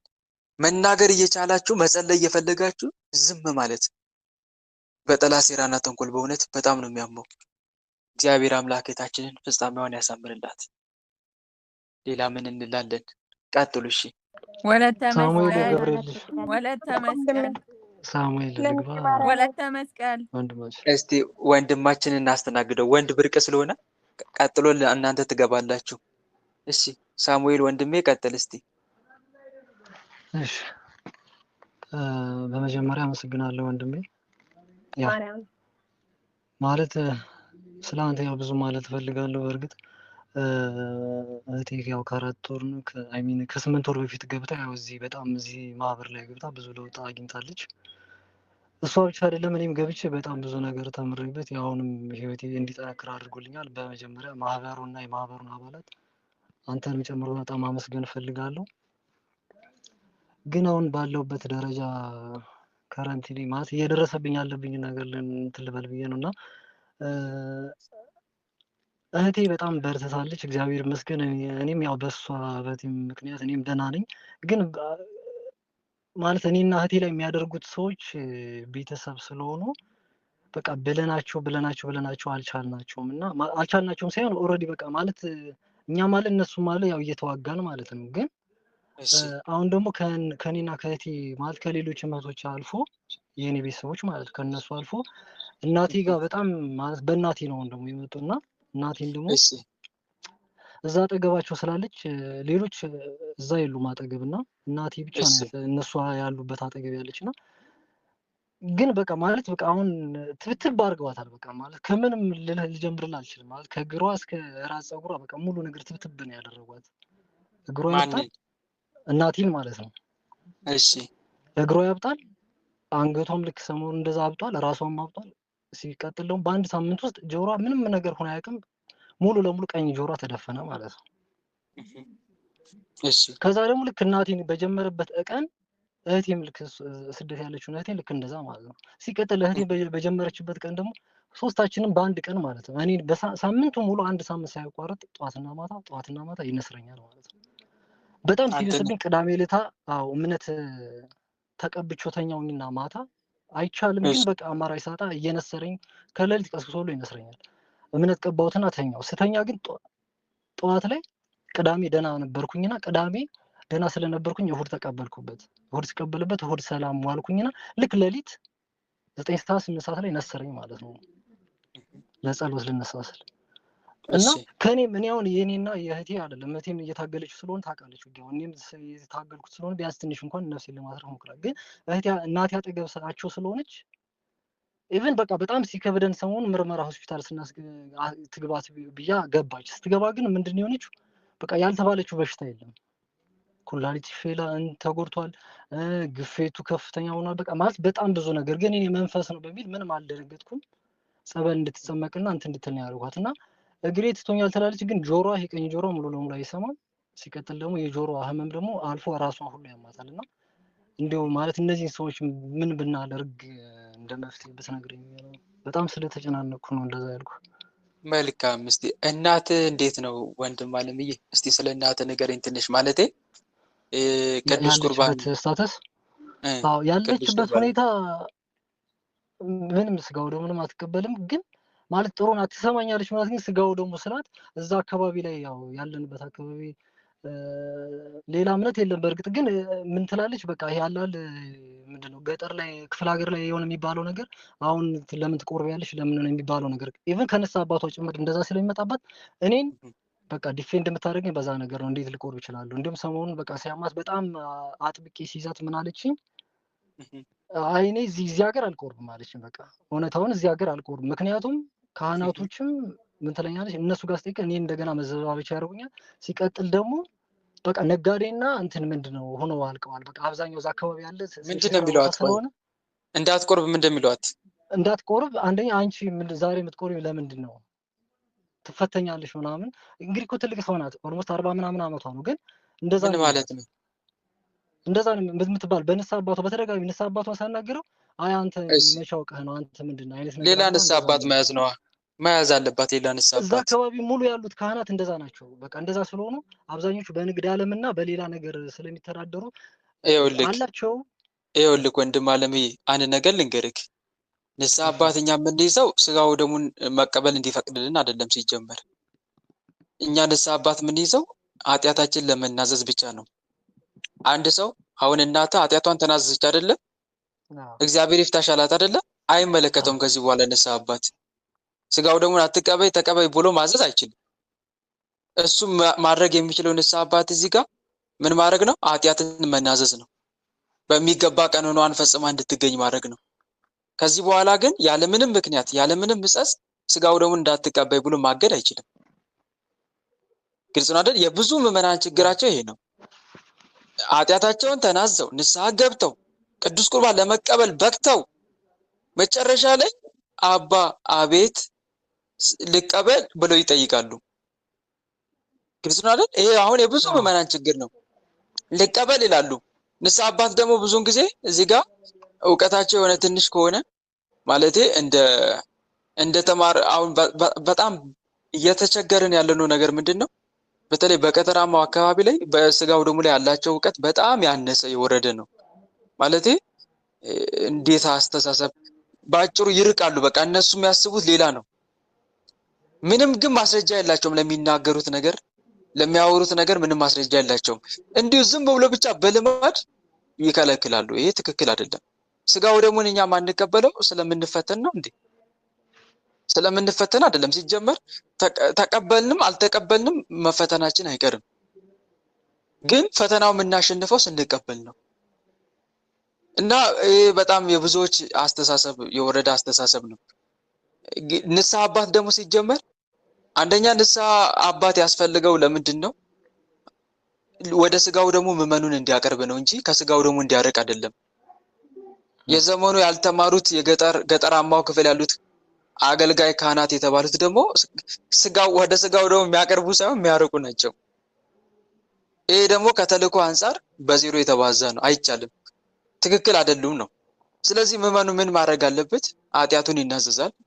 ትልቁ ነገር ኃጢአት አስቀርቶ እንዳይናዘዝ ማድረግ ነው። ከተናዘዘ ላይቀር ሙሉ ለሙሉ የሚያውቀውን የሚያስታውሰውን ሁሉ መናዘዝ፣ ከዛ ቀኖናውን ፈጽሞ መገኘት፣ ከዛ በኋላ ይፍቱኝ፣ ከዛ በኋላ በቃ አይመለከታቸውም። ሄዶ መቀበል ይችላል። ከዛ ለምንድን ነው የምትቀበል እንዴ? የተናዘዝኩት ልቀበል አይደለም እንዴ? ወይስ ዝም ብዬ ልቀመጥ ልኖር ነው? አለቀ። አይመለከታቸውም ከዚህ በኋላ። ግልጽ ነው። አንዱ ይሄ ነው። ንስሐ አባት የሚከለክለው መቼ መሰለ? ሳይናዘዙ እንዳይቀበሉ ነው። ኃጢአታቸውን ሳይናዘዙ እንዳይቀበሉ ይከለክላል እንጂ ከዚህ ውጭ ግን የተናዘዘ ንስሐ የገባን የመከልከል መብት የለውም፣ ስልጣንም የለውም። ግልጽ ነው። አንድ መረዳት ያለብን ነገር ይሄ ነው። ምዕመኑም በጣም ብዙ ያልተረዱት ብዙዎቹ ምንድነው ልክ ተናዘው ጨርሰው ሙሉ ለሙሉ አጠናቀው ቆይ እጅ ታጥቦ ልብላ ይባላል እንዴ? ማዕድ ቀርቦ እጅ ቀርቦ እጅ ታጥቦ ተዘጋጅቶ ማዕዱ ታዲያ ለምንድን ነው የቀረበው? እንድንበላ አይደለም? እንድንበላለን ቀርቦ እንዴት ነው ልብላ ብሎ መጠየቅ? እና ይህ ትልቅ ስህተት ነው። የብዙዎች የመረዳታቸው ችግር ነው። እና ምንድነው ማድረግ ያለባት? አሁንም እናት ኃጢአቷን ተናዛ ጨርሳ ስለ ቅዱስ ቁርባን በቂ ትምህርት ወስዳ ምንድነው ማድረግ ያለባት? ስጋው ደግሞ መቀበል ያለባት። አንዱ ይሄ ነው ስህተቱ፣ ትልቁ ችግር ማለት ነው። ሌላው ደግሞ እናት ማትሰማ ከሆነ አንተም ላትሰማ ትችላለች። ግን ታላላቅ መምህራን አሉ አይደለ? እዛ አካባቢ ያሉትን ሰዎች ይኸውልህ፣ ከዛ አካባቢ ካሉት መምህራን አትጠይቅ። ማን ነው ካህናት፣ ሁሉም አስተሳሰባቸው አንድ ነው ብለኛልና ስለ ስጋው ደግሞ የሚያስተምሩ መምህራን አሉ አይደለ? ሌላ ቦታ ያሉ ተቀበሉ እያሉ ህዝቡን ሌት ተቀን የሚያተጉ የሚመክሩ አሉ። ከነሱ አንዱን ትወስድና አባቴ አቤት መምህር እናቴ እንድትቀበል ብዙ ሞክሬያለሁ፣ ግን በዛ አካባቢ ያሉ ሁኔታ እያልክ ሁኔታውን አስረድተ እንዲቀበሉ እንዲያስተምሯቸው ትነግራቸዋለህ። ታገናኛለህ በስልክ ከቻልክ በአካል ካልሆነ በስልክ ከዛ እንዲመክሯቸው ታደርግና እንዲቀበሉ ማድረግ ትችላለህ ማለት ነው። ግልጽ ነው። ይህንን መንገድ ተጠቀም። አንድም ይሄ ፈተና በተለይ እናትህ ፈተናውን እናንተ ልትቋቋሙ ትችላላችሁ። እህትም ያው እሷም ከስጋው ደግሞ የራቀች ብትሆንም ምንም እንኳን ትጸልያለች አይደል? ትሰግዳለች፣ ጎበዝ ናት። በዚህ እንትን ለመቋቋም ትሞክራለች። ጥሩ ነው። አሁንም እየተቋቋመች ነው፣ እግዚአብሔር እየረዳት። አንተም ያው ሁሉ በደጅ ነው። ቤት ኢትዮጵያ ነው ያለው አይደለ? እየተቀበልክ መታገል ትችላለህ። ዋናው ከአንተ የሚጠበቀው ትንሽ የሚቀርም ምን መሰለክ? ተጋድሎን ማጠናከር። ባየለ ቁጥር አንተ ደግሞ ምንን ታጠናክራለህ? መንፈሳዊ ህይወትን ታጠናክረዋለህ። ገባህ አይደል? ፈተናው ሲበዛ ምን ማድረግ አለብን? ማጠናከር። ምኑን? መንፈሳዊ ህይወቱን፣ ጸሎቱን፣ ስግደቱን፣ በዋናነት መዝሙረ ዳዊትን ይዘን ስግደቱን፣ ጸሎቱን እያጠናከረ መሄድ። እናም ደግሞ ስጋው ደሙን ቶሎ ቶሎ የመቀበሉን ሁኔታ ማጣደፍ ቶሎ ቶሎ ማድረግ እና አሁንም እንደዚህ እያደረግክም ሲበዛብ ደግሞ ሱባኤ መግባት። ቆም ታደርግና መደበኛ ስራን ለተወሰነ ጊዜ ምን ታደርገዋለህ? ሱባኤ ትገባለህ። ለ3 ቀን ወይም ለ7 ቀን አየህ አይደል? ሲበዛው ማለት ፈተናውን ጋብ ሲያበዛብህ እንዲህ እያደረግክ ተቋቋመዋለህ ማለት ነው። ይህንን ማድረግ ነው የሚጠበቀው። እናትን በተመለከተ ግን ሌላው ደግሞ እነኝ መተት የሚልኩት ሰዎች ደግሞ አሁን ለምሳሌ ሱባኤ ስትገባ ይሄን ርዕስ ይዘህ መግባት ትችላለህ። ሱባኤ ምን ብለክ መተት የሚያደርጉባችሁን ሰዎች እግዚአብሔር አምላክ ከእናንተ እንዲነቅላቸው፣ ከእናንተ እንዲመልሳቸው፣ ወደ እናንተ መተት መላክ እንዳይችሉ እንዲያደርግ፣ መልሶ ደግሞ እነሱን እንዲያስተምራቸው እንዲያደርግ እግዚአብሔርን ሱባኤ ትጠይቃለህ። ገባህ አይደል? ይሄን ርዕስ ሰጥተህ ትገባለህ። በነገራችን ላይ መንፈስ ስለላክን ብቻ ያስተምራል? ወደ ሰዎቹ ስለመለስ ነው ብቻ ያስተምራል? አያስተምርም። ማንን ካልጠየቅን? ማንን? እግዚአብሔርን አስተምር ካላል ነው አያስተምርም መንፈሱ። ግን ምን ማድረግ አለብን? እንዲያስተምር አስቀድመን ከዚህ በፊት ነግሬያቸዋለሁ። መንፈስ ወደ ላኪዎቹ የምትመልሱ ከሆነ እንዲያስተምር አስቀድሞ ፈጣሪን መማፀን ያስፈልጋል። ጌታ ሆይ እባክህ አስተምራቸው እነኚህ ሰዎች ብለን መጠየቅ አለብን። መጀመሪያ አስቀድመን አስተምራቸው፣ አይናቸውንም ከኔ ላይ ለአንዴና ለመጨረሻ ጊዜ እንዲነቅሉ አድርጋቸው ብለን ወደ እኔ በሚልኩት መንፈስ መልሰን እነሱን እባክህ አስተምራቸው ብለን መማፀን ያስፈልጋል። በዚህ እንዲህ አድርገን ምንልክ ሆነ በደንብ ነው የሚያስተምረው። ይቀጣል ደህና አድርጎ መንፈሱ። እግዚአብሔርን ጠይቀናል፣ ተማጽነናል። እንደገናም ሲቀጥል አዘነዋል መንፈሱን በማሰብ በልዑል እግዚአብሔር ስም ይሄ ልናደርግ ይገባል። ስለዚህ አንተም እንዲህ ርዕስ ሰጥተህ ሱባኤ ብትገባ መልካም ነው። ደግሞ ዕለት ዕለት ምንን አጠናክር? መንፈሳዊ ህይወትን። ጻድቅ መንገዱን ያጠነክራል፣ እጁ ንጹህ የሆነ ሰው ኃይልን እየጨመረ ይሄዳል ተብሎ እንደተጻፈው። ግልጽ ነው አይደል? ይሄን አድርግ። መልካም። የእህቴን ነገር ተማሪያም ገባ እሷም ትንሽ እንትን ወለተ ስለሆነ መስቀል ቆይ ሌሎቻችሁ ቆይ ተረጋጉ፣ አልጨረሰም። እሺ የእህቴን ነው። እሷን ደግሞ ያው በዛ በመሳሳይ እንትናማ ስለሚያማት እሷ ግን ያው አንተ ትምህርት በዚህ ማህበሩ ላይ ስላለኝ ትከታተላለች። ግን አንዳንድ ያው እሷ የሚያደርጋት አእምሮ ሙሉ ለሙሉ ሰው እንደፈለገ አይነት ለምሳሌ ኢቨን ሰሞኑ ትናንትና ወዲያ ስልኳን ፓተሩን ጠፋባት ማለት ነው። ታውቀው ፓተር ነው ወይ አስተራታል ሙሉ ለሙሉ ያስጠፋባታል ማለት ነው። ምክንያቱም ከዚህ ከማህበሩ እንድትወጣ ምናምን ነገር እና የሆነ የምትንገጭለት ስለሚያውቅ በዛ ፈትና ከኔ ብቻ ነው የሚቆራረጠው ድምፁ? ከኔ ብቻ? መልካም። ግን እየተቆራረጠብኝ ነው ወንድሜ ድምፅክ። ወይ ሪከርድ ታደርግልኛለህ በውስጥ? እሺ በሷ ጉዳይ ሪከርድ አድርግልኝ እሱ እኔም ስለማገኛት ችግር የለውም። ወለተ መስቀል። አሜን ወንድሜ። እሺ ወለተ መስቀል። እሺ ቀጥይ። እሺ እግዚአብሔር ይስጥልኝ ወንድሜ፣ አመሰግናለሁ። የኔ ጥያቄ በልጆቼ ዙሪያ ነው። በልጄ አንድ ሴቷ ልጅ 8 ዓመት ሊሞላት ነውና በጭራሽ በቃ አትሰማም። ተይ ካልካት ማድረግ ነው፣ አስቀምጪ ካልካት መስበር ነው። አሁን እኔ እንኳን ችያት ነበር ቤት በመታትም ምናምን በቃ ችያት አለው። ግን ትምህርት ቤት በጣም ተቸገርኩ። አስተማሪዎቹ 2-3 በሳምንት ነው ደብዳቤ የሚጽፉልኝና እኛ ሀገር እዚህ የምንኖረው ነው ጀርመን ነው የምኖረውና ኤርፎን ሰክተሻል እቴ? ኤርፎን አይ አልሰካውም፣ ግን ከእንትኑ ላውጣው። ከፍ አድርጊው ድምፁን። አዎ ርቋል።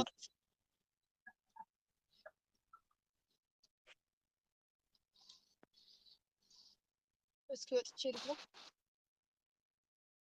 እሺ ይሰማል፣ ግን ትንሽ ራቅ ብሏል። ለዛ ነው።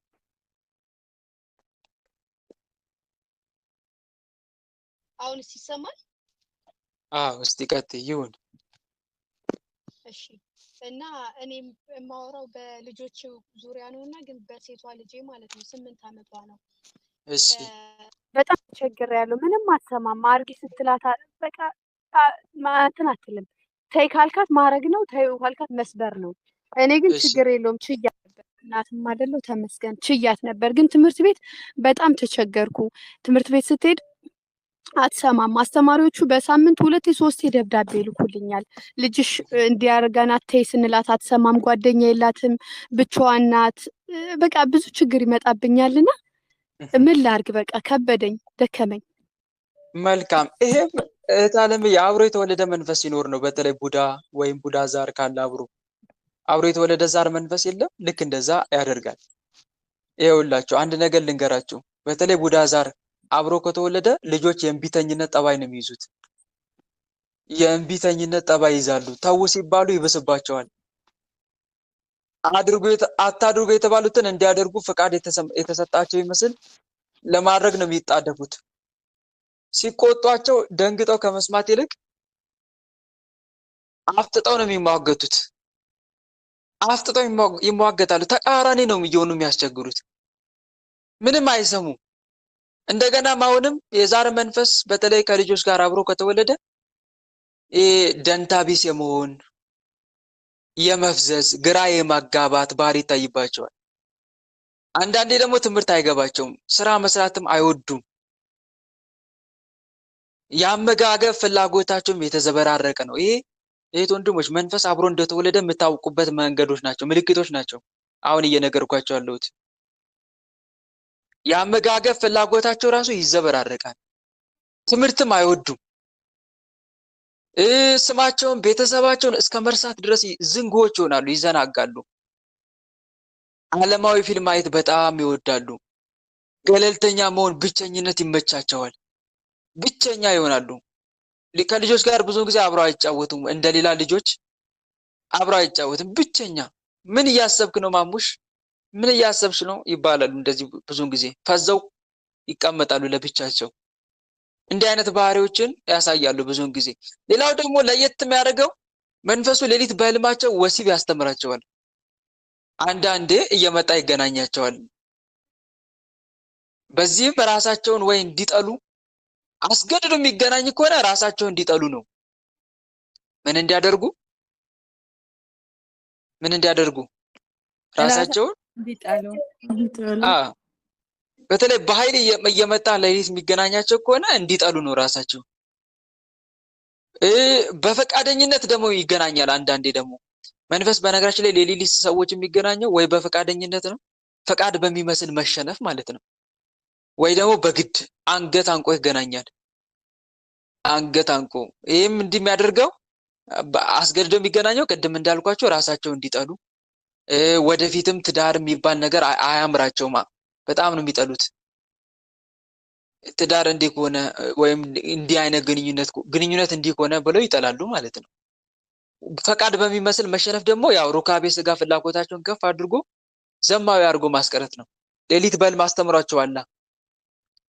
ሌሊት በህልም አስተምሯቸዋል። አሁን ደግሞ ቀን ቀላል ነው ለሱ። ማን ነው በተግባር ወደ ተግባር ለማስገባት እንዲህ አይነት ነገር ቅዱሳን አባቶቻችን በገዳም ውስጥ ተፈትነዋል። ማናቸው? አንድ አባት የተሰወሩ አባት አሉ። አባ ዮሐኒ አባ ዮሐኒ ናቸው።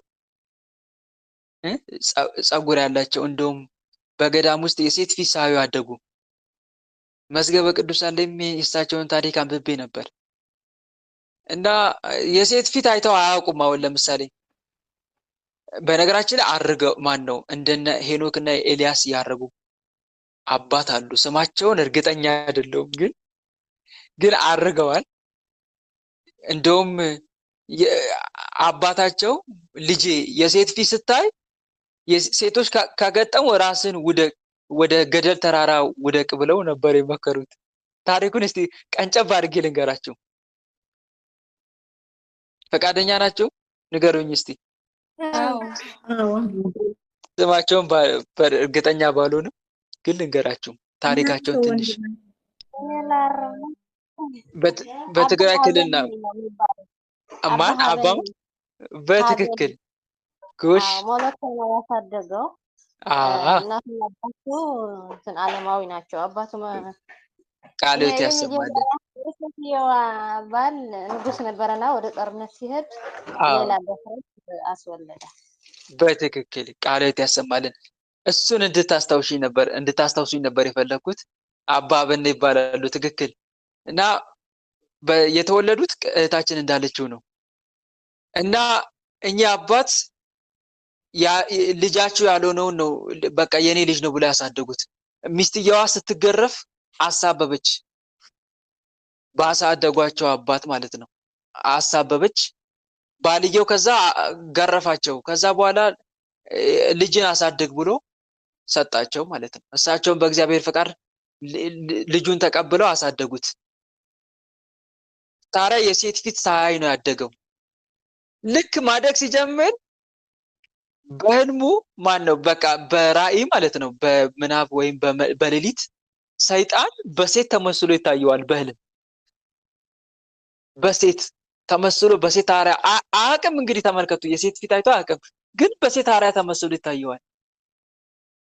ከዛ ይሄ አባት ይቸገራል። ማን ነው ያሳደገው አባት ካሳደገው በኋላ ድቁና ሊያቀብለው ወደ ከተማ ይዞት ይሄዳል።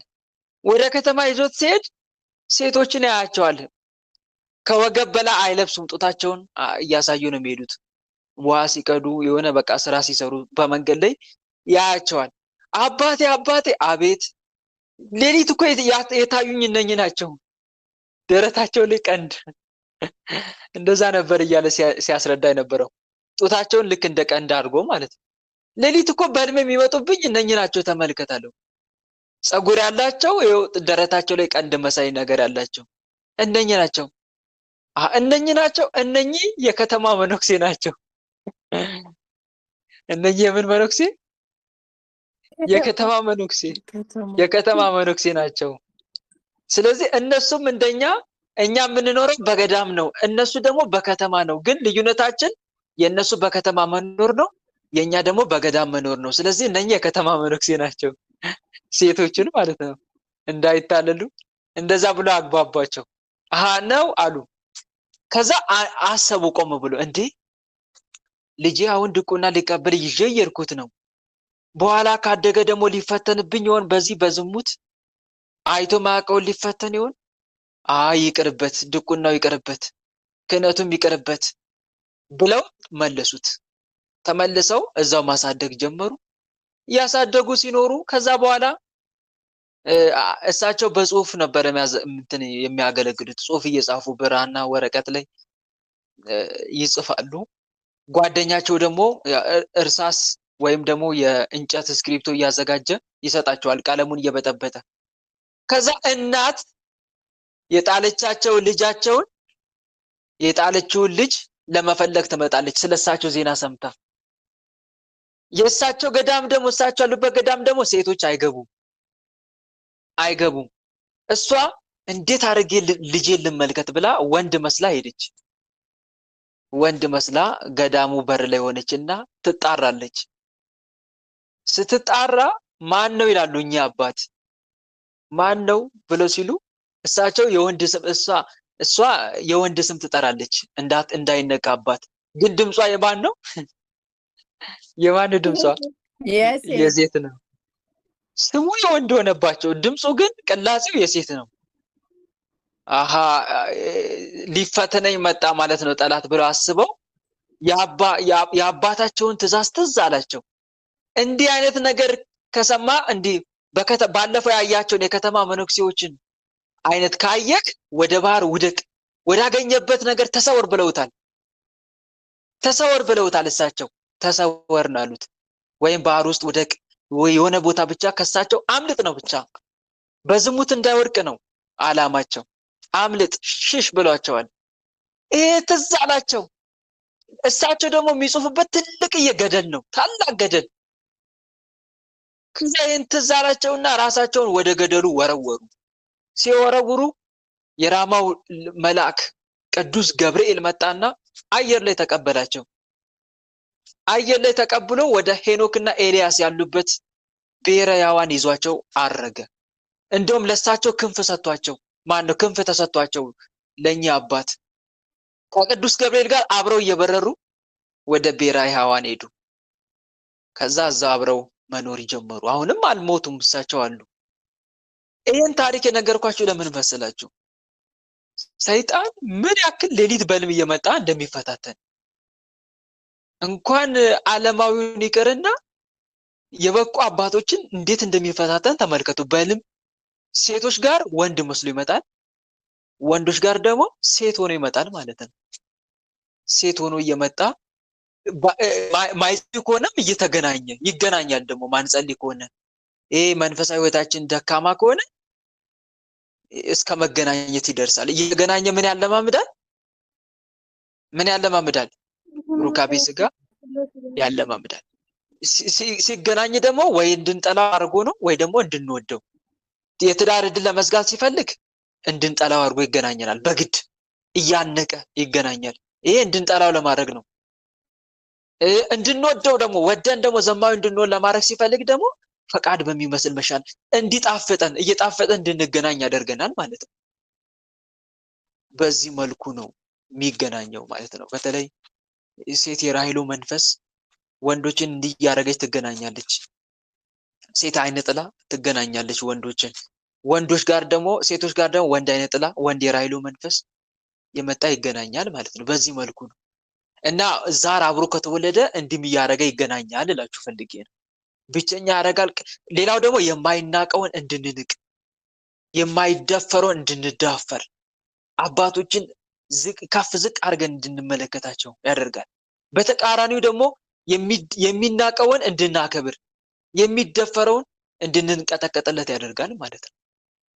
ሁሌ ከአፋቸው ህፃናቶቹ አብረዋቸው ከተወለደ መንፈሱ እምቢ ይላሉ። በቃ ምንም ነገር ሲታዘዙ እምቢ ያለምጣሉ።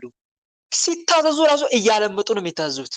የሆነ ፈጠን ብለው ቀልጠፍ ብለው እንደ ልጅ አይታዘዙም፣ እያዘገሙ ነው። አቤት በቃ ሰራዋለሁ ያሉ ይከራከራሉ። አረ ፈጠን በልና ውሃውን አምጣልኝ፣ ቀስ እያሉ እያለምጡ።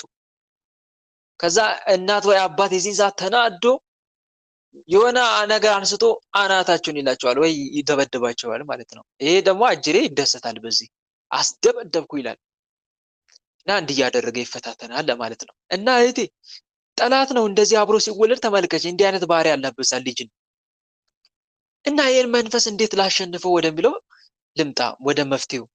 ችግሩን ይሄን ያክል ካወራንበት ወደ መፍትሄው ደግሞ እንምጣ። መፍትሄው አንድና አንድ ትልቁ መሳሪያ ቅዱስ ቁርባን። ምንድነው አልኳችሁ? መፍትሄው ቅዱስ ቁርባን በጣም እሱ ነው። በጣም ትልቁ መሳሪያ ቅዱስ ቁርባን ነው። ልጆችን በተለይ ቅዱስ ቁርባን ሳናቀብላቸው ከቅዱስ ቁርባን አርቀ የምናኖር ከሆነ በቃ በጣም ተሸውደናል ማለት ነው። አጅሬን የሚሰለጥንባቸው ማለት ነው። ስለዚህ ቅዱስ ቁርባን መንፈሱ አብሯቸው እንዳይወለድ ወይም ደግሞ ስራ እያሰራ ሰልጥኖባቸው እንዳይኖር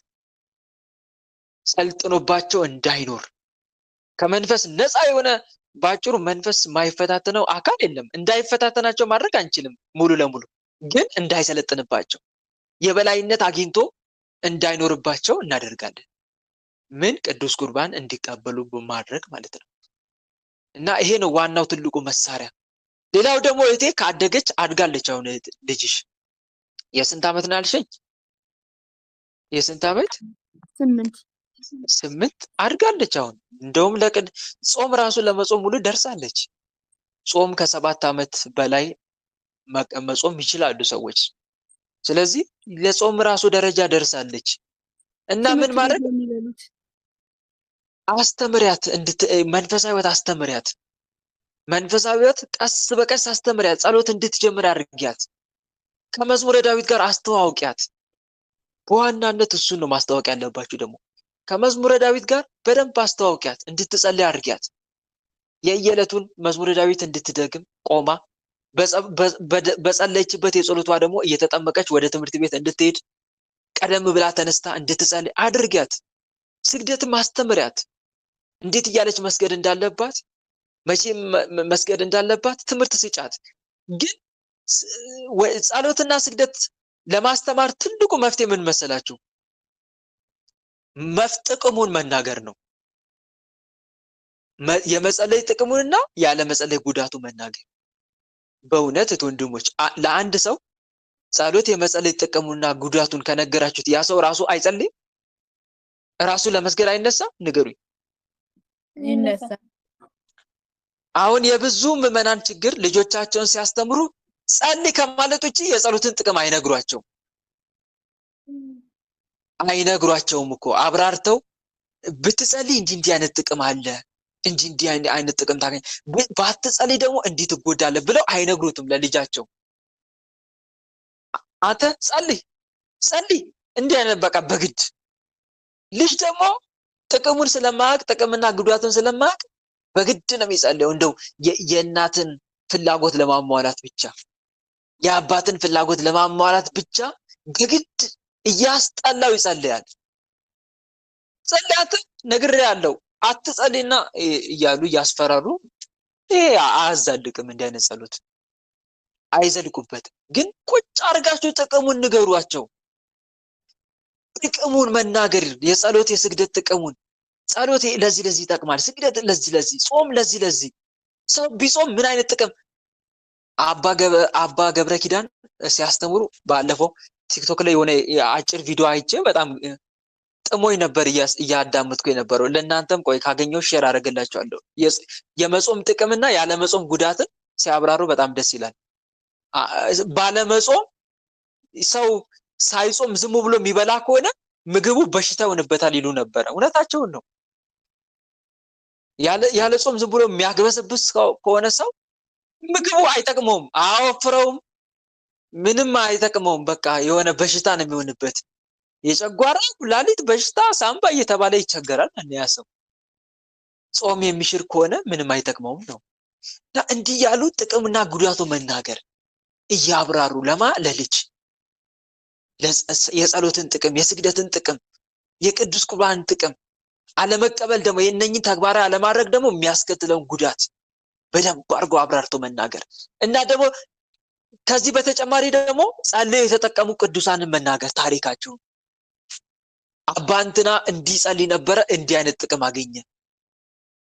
አባ ገሌ ይሄ ቅዱስ በቀን እንዲህ አይነት ስግደት ይሰግድ ነበር እንዲህ አይነት ጥቅም አገኘ። እንዲህ ጾም ነበረ እንዲህ አይነት ጥቅም። ለምሳሌ አባ በርሱማ ከጾም ብዛት የተነሳ ሰውነታቸው አበራ ይላል ስንክሳሩ። ሰውነታቸው ምን አለ ንገሩኝ? አበራ፣ ብርሃን ወጣ ከሰውነታቸው። አይገርም? እጅግ ሰው ከመጾማቸው የተነሳ ማለት ነው ከሰውነታቸው ብርሃን ሲወጣል። ይኸው እንዲህ አይነት የጾም ጥቅሙን መናገር አባ ገሌ እንዲህ በመጾማቸው እንዲህ በመስገዳቸው እንዲህ አይነት ጥቅም አገኙ ስትሏቸው እነሱም ሞቲቬት ይሆናሉ፣ ይነሳሳሉ። በቃ ለመጾም፣ ለመጸለይ፣ ለመስገድ እኔም ጾሜ ጸልዬ ሰግጄ ልጠቀም ብለው ውስጣቸው ይነሳሳል። ሳታስገድዷቸው የመጸለይ ፍላጎታቸው ይነሳሳል ማለት ነው። እና ልጆችን ስታስተምሩ በዚህ መልኩ ነው መሆን ያለበት ለማለት ያክል ነው። እሺ። እና እንዲህ ያደረግሽ ወደ ጸሎት ወደ ስግደት ህይወት አስገቢያት። እናም ደግሞ ቅዱስ ቁርባንም እንድትቀበል አድርጊያት። እሁድ ቀን ትቀበል ሁሌ እየሄደች። ግልጽ ነው። በዚህ መልኩ ነው የምታሸንፊው። አጅሬን እላዋ ላይ ያለውን የእንቢተኝነት መንፈስን ድባቅ ምትመጪው እንዲህ ያደረግሽ ነው። ግልጽ ነው። አዎ ቁርባን እንኳን እሁድ ሁሌ ያስቆርባታለሁ። ምግብ እንዳልከው ጾም ግን እኛ እዚህ እዛ ምንድነው ትምህርት ቤት ነው የሚበሉት ምግብ ቁርስም ምሳም እዛ ነው የሚበሉት እና እኔ እዚህ ህማማት ምናምን ካልሆነ እረፍት ካልሆነ አላጾማቸውም እስካሁን። አሁን አስጀምሪያት። ባለ 8 ዓመቷን አስጀምሪያት ትለማመድ። ግልጽ ነው። አስጀምሪያት። ምንም አትሆንም፣ አትጎዳም። በመጾሟ የምትጎዳው ነገር የለም። በዛ እድሜዋ የምትጎዳ ቢሆን ኖሮ ቤተክርስቲያን ከ7 ዓመት በላይ ያሉት በሙሉ ይጾሙት ብላ ታዝ ነበር? ንገረኝ እስቲ። አታዝም አይደል? ስለዚህ አትጎዳም፣ ትጠቀማለች እንጂ ምንም የምትጎዳው ነገር የለም። ስለዚህ እንድትጾም አበረታቻት። ደግሞ ስታበረታቻት እስቲ መጀመሪያ ቁርስን ከመተው አስጀምሪያት። እሺ ምን ከማስተው? ቁርስን ትተው፣ ቁርስን ከማስተው አስጀምሪያት። ከዛ ቀስ ያለች ትለማመደው። ያለ ቁርስ መኖርን ትጀምር።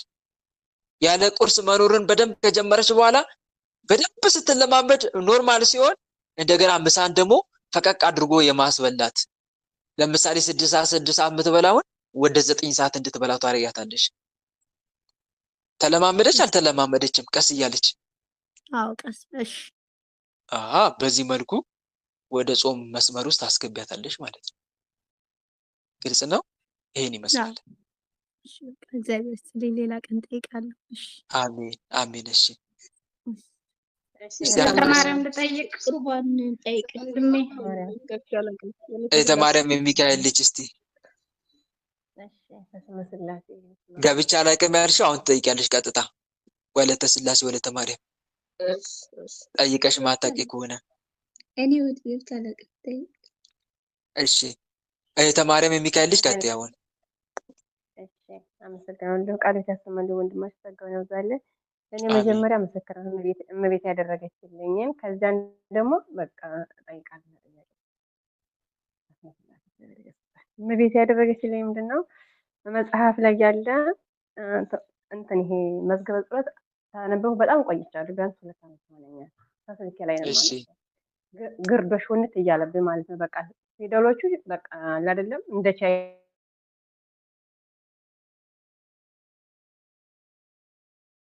ሽቅብና ቁርባን ተነስተን ከዚያም በኋላ አንድ ቀን በ25 ማታ ከዚያ ምን አርጋምሽ ተውሽ መጣ አርጋምና ደንገጥ ነበር ነው ማለት ከዚያ ሌላው ቢቀር መቤቴ ይሄው ተመጣ ማርጋምሽ እንኳን አሰደ ማርያም የሰውራ ማርያም አሰደ ደብረ አሰደ ማርያም እናቴ ተመጣ እንኳን እንትን አርጋምሽ 2 ዓመት ነው። አንድ ቀን እንኳን ብልሽ አለቀው ፊደሉ ስለሚጠፋው ስለዚህ አርጋምሽ ቢያንስ በቀን አንድ ምዕራፍ ከመዝሙረ ዳዊት ጋራ ቢያንስ ቀን እንኳን አንድ ምዕራፍ እንዳነብ አንቺ ብዬ ከዚያ ባንተን አርጋምኗን ሆዴ ላይ እንደዚህ ተራርኩና ሳሳድረው ከዚህ ይቆራረጣል አይደል? ድምጿ ካፌዎች ይሄ አላለም ይቆራረጣል። ለኔ እየተቆራረጠ ነው። ለእናንተስ? ይቆራረጣል። ትንሽ ይቆራረጣል።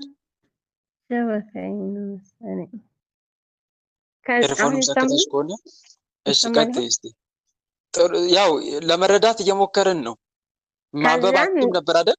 አዎ ማንበብ ሳይሆን ማንበብ እችላለሁ ቀደም ሲል ግን አይኔን የጋረደብኝ ፊደሎችን እንዳላነብ። እሺ 2 ዓመት ይሆነኛል ተጸለይሁ በስልኬ ላይ ነው እንጂ በእንትን ላይ አላነብም በወረቀት ላይ ማለት ነው። ከዚያን አንድ ቀን እመቤታችንን አረጋኑን እሁድ ላይ ስር አደረኩና በ25 አሁን ጥር 25 ላይ ማለት ነው። ከዚያ እንደገና ስራ አደረኩና እመቤቴ ቢያንስ መዝሙር ላይ ጋር ምዕራፍ 1 ነው እንኳን ምዕራፍ እንዳነብ ተስልኬ ላይ ተማነብ በወረቀት ላይ እንዳነበር ይገኛል እና ከዚያን አሁን አንድ ቀን አይነ ልቦናዬን አብሬ ብዬ በሆድ ላይ ስራ አደረኩና አሳድሩት እንደዚህ መርገኑናል። ከዚያን ሳሳድረው ካፌ ውስጥ በህልሜ የሆነ ትል ነገር ሲወጣ ይሁት ማለት ነው። እንቡጭ ስለው እንደ ውሃ ትል ነው የሚወጣው። ደግሜም ስለው እንደዛው ቡኒ መሰለ ትል ወጣልኝ። ከዚያም በማግስቱ ደግሞ አሁንም እንደዛው አደረኩና ሳሳድረው በህልሜ አርጋኑ ስጸልይ አየሁት። ከዚያን ይሄን አካባቢ ነውና ዛሬ እኮ በህልሜ አርጋኑ ስጸልይ አይቻለሁ። እኔ ዛር ቡዳ ነኝ በቃ ዛር ቡዳ ነኝ። እግዚአብሔር ገሰጸን ተደቂ። ከዚያም በኋላ አርጋኑን በህልሜ ስጸልይ አየሁት። ስጸልይ ከዚያም ዛሬ እኮ ለከበረ አርጋኑን በህልሜ ስጸልይ አይቻለሁ ብዬ አርጋኑን አነሳውና ተደብረ ታሰደ ማርያም ነው ተመቅሽ ገብርኤል ሳይው አይኔ ያነብልኛል። ከዚያ ያቡነ አረጋይም ገድላቸው መጣለት አለ ቆይቷል። አሁንም ሳነበው ያቡነ አረጋይ ፊደሉ ትላልቅ ነው ገድላቸው ማለት ነው። ታነበው በጣም ቆይቻለሁ እና እመቤቴ ይሄን አድርጋልኛል። ይሄው እንደልቤ አርጋኑን ቢያንስ እግዚአብሔር እንደፈቀደልኝ እሷ እንደፈቀደልኝ እመቤቴ ቢያንስ አሁን በደንብ አነባለሁ አርጋኑን ማለት ነው ከመጽሐፍ ላይ እና እመቤቴ ይሄን አድርጋልኛለች። አይነ ልቦናዬን አብርታልኝ ተስልኬ ላይ ማንበብ ቀርቶ መጽሐፏ ላይ እየጸለይሁ እገኛለሁ። ክብር ለእመቤቴ ይሁን። ድንግል ማርያም አስበኝ። በ26 ጥር 26 ነው ይሆነልኝ። አመሰግናለሁ። መልካም በጣም ደስ ይላል። እታለምዬ በእውነት ላንቺ የደረሰች እናታችን ቅድስት ኪዳነ ምሕረት ድንግል ማርያም በእውነት ለሁላችንም ትደርስልን። ይሄ ትልቅ ምስክርነት ነው። አይኗን ይጋርዳት ነበረ። ያው በደንብ ላልሰማችሁ አይኗን ይጋርዳት ነበረ። መብራንን ተማጽና አይኗ እንደተከፈተ እናም ደግሞ ጸሎት ማንበብ እንደቻለች ነው የነገረችን ማለት ነው። ይሄ ትልቅ ምስክርነት ነው። እህት ወንድሞች፣ በነገራችን ላይ እንዲህ አይነት ምስክርነት የሚሰጠው ለሁላችንም ጭምር ነው። ተስፋ እንዳንቆርጥ ነው። መማጸናችንን እግዚአብሔር አምላክ ይሰማል። በቅዱሳኑ አማካኝነት በተወዳጅ እናቱ በመብርሃንና በቅዱሳኑ አማካኝነት ስንማጸነው እንደሚሰማን ቅዱሳንም እመቤታችን ወለላይቱ ቅድስት ድንግል ማርያም ሌሎችም ቅዱሳን እኛን ለመርዳት ምን ያክል ዝግጁዎች እንደሆኑ ከኛ የሚፈልጉት ነገር የእምነት ጸሎት እንደሆነ በፍጹም ልባችን መሻት ብቻ ነው ከኛ የሚጠበቀው። እግዚአብሔርን ደስ ከማያሰኝ ነገር ራሳችንን አግልለን በንጹህ ልብ በፍጹም እምነት መጠየቅ ብቻ ነው ከኛ የሚጠበቀው እና ብትጠይቁ ለእናንተ የሚደረግላችኋል ነው መልእክቱ። የእህታችን ምስክርነት ለእኛ የሚጠቅመን ምንድን ነው? እናንተም እንዲህ በእምነት ብትጠይቁ ይደረግላችኋል። መብራን የማትሰማ ቢሆን ኖሮ የእህታችንን አይን የሚጋርደውን ነገር አንስታላት እንድትጸልይ ባላደረገቻት ነበር። ልክ የዳዊትን ጸሎት ያስታውሰናል። ዳዊት ምን ነበር ያለው? መዝሙር 65 ላይ መዝሙር 65 መጨረሻ ላይ እንዲህ ይላል፣ እግዚአብሔርን የምትፈሩ ሁሉ ኑ ስሙኝ፣ ለነፍሴ ያደረገላትን ልንገራችሁ። በአፌ ወደ እርሱ ጮኩ፣ በአንደበቴም ተናገርኩት፣ በአንደበቴም አመሰገንኩት። በልቤስ በደልን አይቼ ቢሆን ጌታ አይሰማኝም ነበር። ስለዚህ እግዚአብሔር ሰማኝ፣ የልመናዬንም ድምፅ አደመጠ። ጸሎቴን ያልከለከለኝ ምሕረቱንም ከኔ ያላረቀ እግዚአብሔር ይመስገን ይላል መዝሙር 65 ላይ። ይሄ ቃል ነው ለእህታችን የተፈጸመው ማለት ነው።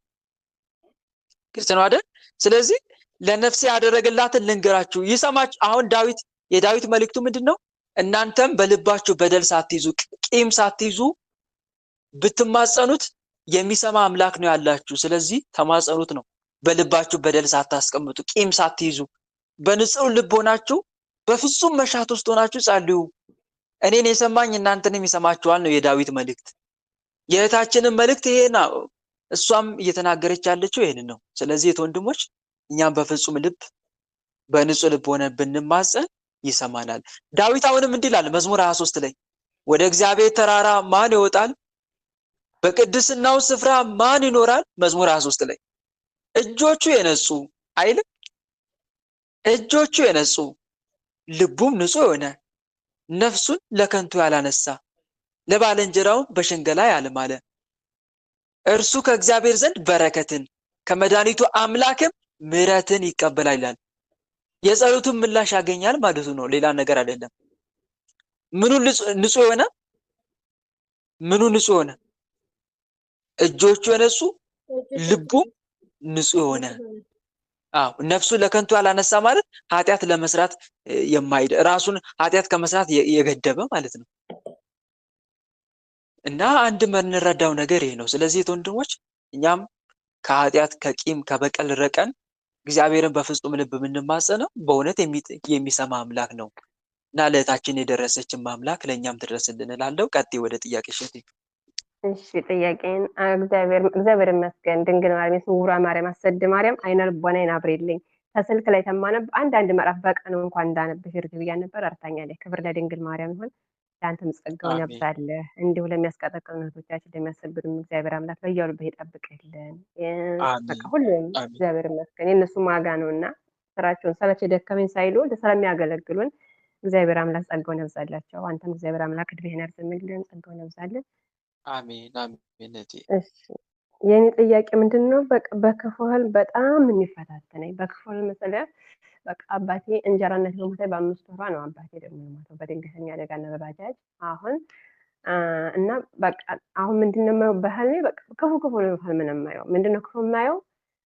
ባለፈው እንደዚህ ምን አየሁ በቃ ጎርፍ አለ አይደለም በመስመራችን ላይ ገጠር ነው የምኖረው ነው መስመር ነው የምንኖረውና በመስመራችን ላይ ጎርፍ ሲሄድ ከዚያን ታላቅ እህቴ ነይ ሽሺ ብዬ ስላት ሳትሸሽ ከዚያን እሷ ሽቅብ ከፍ ስትል ጎርፍ ወደኛ ሲመጣ ከጎረቤት ደግሞ ላልፍ ሲሆን ደግሞ የሆነ ውሻ ሊበላኝ እንትን ሲል አልበላኝም ግን ሊበላኝ እንትን ሲል ከዚያ ደግሞ ዛሬ ምን አየሁ አባቴ መጥቶ እንደዚህ ከዚያም በኋላ የሆነ ልብሳችንም አፋራኛ ሀገር አፋር ክልል 2 እና አፋርና አማራ እንደዚህ ይታኮሳል ማለት ነው።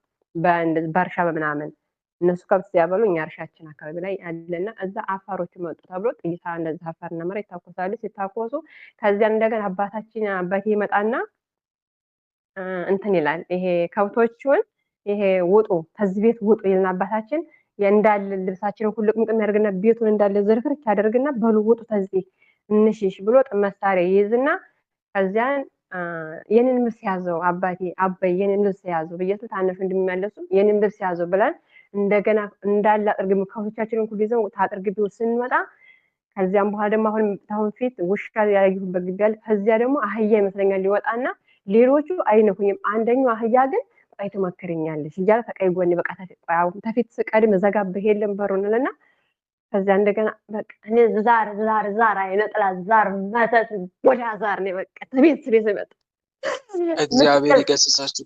ቀን ህይወት የመስቀልቅል አረገች ይሄ አይነጥላ ነው በቃ እኔ በቃ መድኃኒዓለም ይሰራችሁ። ሰብስበው ሰራዊታችሁ ሰብስበው ናውጡ ወንድሞች ለመግደል አስበው ወንድሞች በአብ ወልድ በመንፈስ ቅዱስ ውጡ። ቶሎ ሰራዊታችሁ ሰብስቡና ቶሎ በአጋዕዝተ ዓለም በቅድስት ሥላሴ ውጡ። ሁላችሁ ውጡ። በስላሴ ቶሎ ውጡ። አትመልስ ልብ አትመልስ። በመድኃኒዓለም ስም በቅድስት ድንግል ማርያም ስም ውጡ። ሁላችሁ አንድ ሳይቀር ውጡ። ሁላችሁ አይነ ጥላ ቡዳዛ ሌሎቻችሁ መተት ሁላችሁ ሁላችሁ ውጡ። ሁላችሁ በአጋዕዝተ ዓለም በቅድስት ሥላሴ በቃ አንደኛው ወንድሟ ለመግደል የምትወዳቸው 2 አሉ ታዲሎቹ ስናዳቸው ለመግደል ውጡ ነው የተባላችሁት። አሁን አረጋ እያለ ቁጭ ያለ አንድ ዶማ ላይ ደግሞ በስሟ ስጋና ደም ተቀበለችላት። ውጡ ነው የተባላችሁት በአጋዕዝተ ዓለም በቅድስት ሥላሴ ስም ቶሎ ወደ ቤተሰቦች ውጡ። ወደ አሰሪዎች የበተንን ሰራዊት ሰብስበን አባት አጥርግቤ ወደ ግንባር ሁላችሁ በአብ ወልድ በመንፈስ ቅዱስ ስም በአብ ወልድ በመንፈስ ቅዱስ ስም ሁላችንም ከነሰራዊታችን ከመላ ሰውነቷ ከህይወቷ ወጥተን ተመላ ሰውነቷ ከህይወቷ ተዳሯ ተንብረቷ ተገንዘቧ ተማጽኗ ወጥተን ሚስጥር ከቤተሰቦቿም ተነስተን የዘጋነውን እድል ከፍተን የዘጋነው እድላቸውን ከፍተን በአባቷ ስም የተመተተውን ዛር ከህይወታቸው ወጥተን ከህይወታቸው ወጥተን እስከምንሸኝ ድረስ ምንም ስራ ላንሰራ ፈተናችንን ሙሉ ለሙሉ አንስተን ፈተናችንን ታርግቢ ውስጥ ሰራዊታችን ሰብስበን በአቡነ አረጋዊ ስም እሱን እኮ እንዲያደርጋል ከነ ሰራዊታችን ግንባር ላይ ከነ በትምህርተ ሰራዊት መስቀል ታስረን ተገዝተናል። ከነ ሰራዊታችን ስብስብ አድርገን በወንድሞቿ፣ በትዳሯ፣ በቤተሰቦቿ፣ በእናቷ ጣልቃ ላንገባ በህይወታቸው ሰራዊታችን ሰብስበን በአቡነ አረጋዊ ስም ግንባር ላይ ወጥተን ታስረናል። ወይኔ አቡነ አረጋዊ፣ አጋዕዝተ ወይኔ ዓለም ቅድስት ሥላሴ ስራታችን ያጽኑብን። አጋዕዝተ ዓለም ቅድስት ሥላሴ ስራታችን ያጽኑብን። ስንጠራ ቤት እናለን፣ ምንም ስራ አንሰራም። ስንጠራ ቤት እንላለን፣ ምንም ስራ አንሰራም። በቃ በአቡነ አረጋዊ ስም ተይዘናል፣ ታስረናል። ወይኔ አቡነ አረጋዊ፣ ወይኔ አቡነ አረጋዊ። ልብ መልሶ መልሶ በአቡነ አረጋዊ ስም ታስረናል። እግዚአብሔር ይገስጽ። ታለምዬ በርቺ። እንግዲህ ዞሮ ዞሮ ቅድም ስትነግሪኝ የነበረውም ያው ፈተና ነው እያመጣ ያለውን ፈተና ሊያመጣ የሚያስበውንም ፈተና ጭምር ነው እየነገርሽኝ ያለው። ግን አንቺ አንደኛ ይሄ እንዲህ አይነት ህልም የሚያስተምርሽ ነገር ምንድን ነው ከተባለ ሁሌም ንቁ ሆነሽ እንድትገኝ፣ እንዳትተኝ፣ ጠላት እየተኛ እንዳልሆነ ቤተሰቦችሽንም ሆነ አንቺን ለመበቀል ፈተናውን መስመሩን እየዘረጋ እንደሆነ፣ አንቺ ደግሞ መተኛት እንደሌለብሽ ይልቁንም መንፈሳዊ ህይወትሽን እጅግ እያጠናከርሽ መሄድ እንዳለብሽ ነው የምትማሪው። ግልጽ ነው። ስለዚህ መንፈሳዊ ህይወትሽን አጠናክሪ። ምንም የሚያመጣው ነገር የለም። በተለይ ጻድቁ አባታችን አቡነ አረጋዊን ይዘሻል። በጣም አሪፍ ነው፣ ቀጥይበት። እሳቸውንም ተማጸኛቸው። ከምንም በላይ ደግሞ መዝሙረ ዳዊት እንዳታቋርጭ እሺ። ይሻላል ግን አሁን እንትን ስራ ስለሆነ ባለፈም ጠይቄያለሁና አሁን እንግዲህ ስታስፈልኝ እየጸለዩ በአንደበቴ አብሬ እያልኩ ነው እና ስራው አሁን ሮመዳን ጾማቸው ስለሆነ ያው በአንደበቴ ግን እላለሁ እግዚአብሔር ይመስገን አብሬ እላለሁ በአንደበቴ እና እንደሞ እንትን ታለው ጊዜ ታገኙ ደግሞ ጸልየዋለሁ። መዝሙረ ዳዊት ያው ባለፈውም ነግሬያቸዋለሁ። በጣም የሚበዛባችሁ ከሆነ ስራ ካፍላችሁ ጸልዩ። ግማሹን ማታ፣ ግማሹ መቼ፣ ግማሹን ጠዋት። አሁን ለምሳሌ ሰኞ 30 አይደለም 15ቱን ማታ ብታደርጉ 15ቱን ደግሞ ጠዋት መጸለይ ክፈሉ። ካፍላችሁ ግማሹ ማታ ግማሹን ጠዋት እንደዛ ማድርጋችሁ ጸልዩ እና እንዲህ እያደረግሽ እንደ መታገል መቻል አለብሽ። እሺ በዋናነት እሱ ነው የሚመከረው፣ ጸሎት የሚመከረው እሱ ስለሆነ እንደዛ እያደረግሽ በርቺ፣ ጠንክሪ። እንደገናም ደግሞ በተጨማሪ አሁን የምትማጸኛቸውን ቅዱስ መልካቸውን በየቀኑ መልካቸውን፣ በወሩ ደግሞ ገድላቸውና መልካቸውን፣ ግልጽ ነው። ገድላቸውንና መልካቸውን በወሩ ደግሞ ጠብቀሽ በየቀኑ ደግሞ እንዲጠብቁሽ መልካቸውን መጸለይ ትችላለሽ። ተረዳሽ አይደል? ዛር መተታለሽ ሸኘን። በቃ ዛር ሰላም አሁን አይደለም መንፈስ የሚሸኝበት ሰዓት ትሸኛላችሁ። የሚሸኝበት ሰዓት በቃ ምንም ማድረግ አልቻልንም። በቤተሰብ ውስጥ ልብ መልሰው መልስ ነበር ግን አልቻልንም። እሺ አምላከ ቅዱስ ጊዮርጊስ ወደ ራሷ ነገር ቀይርልኝ እያለች በቃ ቤት እንግባ ጊዮርጊስ እያውቁ ወደ ራሷ አድርጓት እግዚአብሔር ይገስጽ እና እህቴ በርቺ፣ እንደዚህ እያደረግሽ እሺ። ቀጥይ። በተረፈ አይዞሽ፣ ጸጋውን ያብዛልህ፣ እግዚአብሔር ያክብርልህ፣ እግዚአብሔር ይስጥልኝ። አሜን። እንደዚህ አይነት ህልም ደግሞ አለማየት የምትፈልጊ ከሆነ ደግሞ አስቀድመሽ ማታ ላይ እናቴ ቅድስት ኪዳነ ምሕረት አርጋኖኗን ማታ ስትጸልይ ድንግል ማርያም እናቴ ጠላት በክፉል ምን እንዳይጣላኝ በክፉል ምን እንዳያስጨንቀኝ ይህቺ ሌሊት ለአንቺ አሳልፌ ሰጥቼሻለሁ። ምንም አይነት ህልም ማየት አልፈልግም እናቴ፣ የሰላም እንቅልፍ ነው መተኛት የምፈልገው። ኪዳነ ምሕረት እናቴ ከኔ ጋር ደሪ ስትያት በእውነት የሰላም እንቅልፍ ነው የምተኘው። በእምነት እንዲህ ብለሽ ማጽነሻት የጸጋ ስግደት በስሏ ፊት ሰግደሽ ብተኝ በእውነት እፎይ ደስ የሚል እንቅልፍ ነው የምተኘው። አንድ እያልሽ መተኛት መጸለይ ትችያለሽ። እሺ በርቺ። በተረፈ እሺ ቃል ታሰማለን። ጸጋውን ያብዛልህ መድኃኒዓለም አባቴ። አሜን አሜን። እኔ ልግባ ትገቢያለሽ አልኳት። ወለተ ስላሴ ስለቆም ስላለች ነው። ቀጥይ። እሺ ጠይቄያለሁ። በመጀመሪያ ወንድሜ ቃሎች ያሰማልን። በአንተ ትምህርት በጣም ብዙ ነገሮችን ተለውጫለሁ። በጣም ብዙ ነገሮችን ተጠቅሜያለሁ እና እግዚአብሔር አምላክ ረድቶኝ እናቴ ቅድስት ድንግል ማርያም እናቴ ኪዳነ ምሕረት ረድታኝ ከስደት ተመልሼ በትላንትናው ዕለት በደጇ የልጇን ስጋና ደም ለመቀበል በቅቻለሁ። እግዚአብሔር የተመሰገነ ይሁን። እግዚአብሔር ይመስገን። እና ግን ትላንትና ማለት ነው ልክ ቅዳሴ ሳስቀድስ ነው በቃ የጀመረኝ ማለት ነው። ወገቤን በቃ መላ ሰውነቴን በጣም ነው የሚያመኝ። ግን በቃ እስካሁን ድረስ ማለት ነው እስካሁን ድረስ ሳስቀድስ ዛሬ ከትላንትና ነው በቃ የጀመረኝ ማለት ነው። ትላንትና ነው የጀመረኝ ልክ ቅዳሴ ወገብ ማሳመም ነው። ወገብ፣ እግሬን በቃ ሙሉ ሰውነቴን ማለት ነው። በጣም ሙሉ ሰውነቴን አሁን ድረስ በጣም እያመመኝ ነው። አሁን ነው መበርታት እንግዲህ እህቴ፣ ወገብሽን ጠበቅ የምታደርጊበት ሰዓት እንግዲህ አሁን ነው። ግልጽ ነው። በዋናነት ስግደት ላይ መመክረሽ እዚህ ጋር ምንድነው ስግደት። በተለይ አብይ ጾም ነው ደግሞ እንዴት ደስ ይላል። አሪፍ ሰዓት ላይ ነው የገባሽው ደግሞ ወደ ሀገር እና ምንድነው የምታደርጊ መሰለሽ? አንደኛ መዝሙረ ዳዊት በደንብ ጸልይ፣ ያዥ እሱን በዋናነት ከጸሎታት መካከል መዝሙረ ዳዊት፣ ከዛ ውዳሴ ማርያም እየጸለሽ ምንድነው የምታደርጊው? በስግደት ስጋው ደሙን እስከምትቀበይ ድረስ የለም እስከምትቀበይ። አንዳንዶች እንዲህ ያሉ የሚያዘናጉ የሚያሳንፉ አሉ። ላብ ያልባል ጥሩ እንደዚህ የሚባል ነገር የለም። እሺ እንዲህ ያሉ የሚያዘናጉ አሉ። እሱ ትክክል አይደለም። እና እየሰገድሽ የለም አንደኛ ቶሎ ቶሎ ተቀበይ ቅዱስ ቁርባን፣ አታራርቂ። ቶሎ ቶሎ ብቻል እንደው በየቀኑ ወይም አሁን ለምሳሌ ከሰኞ እስከ እሁድ አለ አይደል ጊዜ አለን አይደል? የወር አበባ ማቶኝበት ጊዜ የወር አበባ ከመጣ 7 ቀን ጠብቂ። 7 ቀን ጠብቀሽ በ8ኛው ቀን በ7ኛው ቀን ታጥበሽ በ8ኛው ቀን መግባት ይቻለሽ። ግልጽ ነው። ግን እንደዛ ካሌለ በቀር ከሰኞ እስከ ዓርብ ምን ታደርጊያለሽ መሰለሽ? ለምሳሌ ሰኞን፣ ማክሰኞን፣ ሮብን፣ ሐሙስን ትቆርቢና ዓርብን ወይ ሰውነት ትታጠቢያለሽ ሰውነትሽን። ከዛ በኋላ ቅዳሜና እሑድ አሉ አይደለ? 2 ቀናት ቅዳሜና እሑድ ዓርብን ሻወር ወስደሽ እስከ ሐሙስ 4 ቀን ትቀበይና ዓርብን ሻወር ትወስጂና ከዛ ቅዳሜና እሑድ 2ቱን ቀናት የለም የሰንበት ቀናት እነሱንም ትቀበያለሽ። እንዲህ ያደረግሽ ከዛ እስከምትቀበይ ድረስ ደግሞ ጠዋት ላይ ምን ታደርጊያለሽ? ጸሎት መዝሙረ ዳዊት፣ ጸሎት መዝሙረ ዳዊት 10 ምዕራፍ። አቤት አቤት!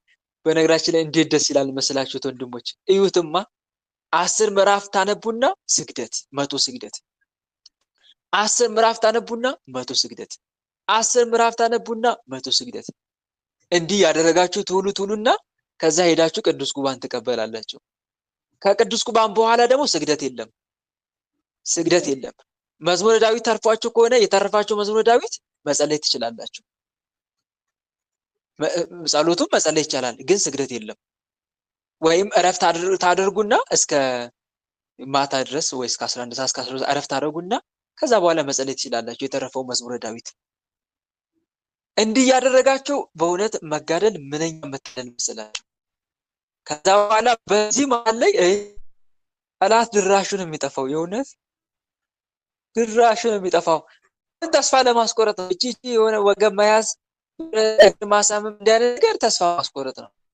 ግራ ማጋባት፣ ተስፋ ማስቆረጥ፣ በቃ እንድትቂ አለ አይደለ? እንዲያ ፈተናችን ያመጣል።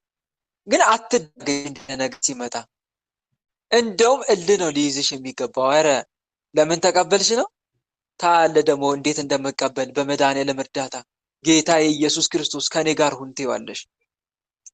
አምላኬ ኢየሱስ ክርስቶስ ጠላቶቼ በእግሬ እስክረግጣቸው ድረስ እባክህ ከኔ ጋር ሁን። ዳዊት እንደ በነፋስ ትፈጫቸዋለሁ፣ እንደ እባብም ጭቃ እረግጣቸዋለሁ እንዳለው የሚጮሁ የሚረዳቸውም አልነበረም እንዳለ አንቺም ጠላትሽን ከእግርሽ በታች እስክትጥይ ድረስ መታገል አለብሽ። እሺ እህቴ፣ ዋናው ስግደት ነው። ደግሞ እንዲህ አይነት ፈተና እኮ ያመጣው ለምን ታውቂያለሽ? መቋቋም ስላቃተው እኮ ነው። ይሄ ደስ የሚያሰኝ ነው። መቋቋም ሲያቅተው መቋቋም እንዳቃተው በምንድን ነው የሚገልጸው? በእንደዚህ አይነት ነገር ይገልጻል። በማሳመም፣ ወገብ በመያዝ፣ ጉልበት በመያዝ፣ ራስ ምታት በማምጣት እንዲህ አይነት ፈተናዎችን ያመጣል።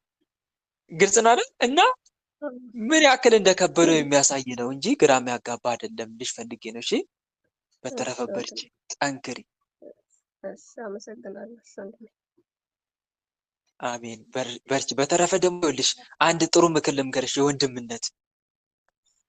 የወንድምነት በተለይ አሁን ወደ ቅዱስ ቁርባን ልትቀበይ ስትሄጂ የለም የተወሰነ ለምን የ10 ብር ዳቦ አይሆንም? ለምን የአንድ የ50 ብር ዳቦ አሁንም እሷን የሆነ በእጅሽ ሸከፍ አድርገሽ ይዘሽ ምን ትያለሽ መሰለሽ? ጌታዬ መድኃኒዓለም እባክህ እኔ ለነዳያን እንደ አቅሜ እችን እንደሰጠዋቸው አንተ ደግሞ እባክህ የህይወት እንጀራ የሆኑን ስጋህን መግበኝ ትይዋለሽ። ግልጽ ነው አይደለ? የህይወት ስጋህን ህይወት የሚያድለውን ስጋህና ደምን እባክህ ለግሰኝ። እንደኔ አይገባኝም፣ እንደ ቸርነት ግን ጌታዬ እባክህ እንድቀበል እርዳኝ እያልሽ ስትቀበል አቤት እንዴት ደስ ይላል።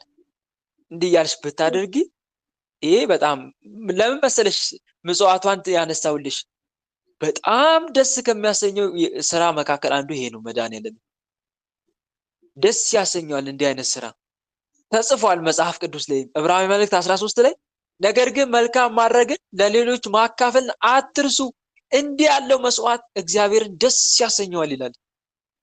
ምን ይለዋል? ደስ ያሰኘዋል። እና ለዛ ነው እቺን የመከርኩሽ ጎን ለጎን። ግልጽ ነው? አዎ ግልጽ ነው። በጣም አመሰግናለሁ። እግዚአብሔር ያክብርልን፣ ጸጋውን ያብዛልን በእውነት አሜን አሜን። እኔስ በርቺ፣ እግዚአብሔር ፍጻሜሽን ያሳምርልሽ። አሜን አሜን አሜን ለሁላችንም። እሺ ሌሎቻችሁም መቀጠል ስለ ቁርባኑ ተመልሶልኛል፣ ግን የሆነ ጥያቄ ልጠይቁት። እሺ ወለተ ማርያም ቀጥይ። እሺ ግን ልጠይቅ በኝ። እሺ ልጠይቅ ከአክብሮት አንጻር እንደሆነ እረዳለሁ፣ እግዚአብሔር ያክብርልኝ። ግን ልጠይቅ ስትይ ነው ደስ የሚለኝ፣ ለዛ ነው። እሺ ቀጥይ። ያው የቁርባኑን እጠይቃለሁ ብዬ ነበርና ተመልሶልኛል።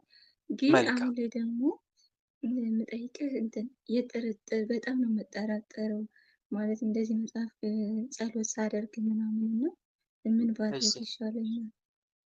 ለምሳሌ ጥርጥሩ ምን የሚል ነው? እስቲ ለምሳሌ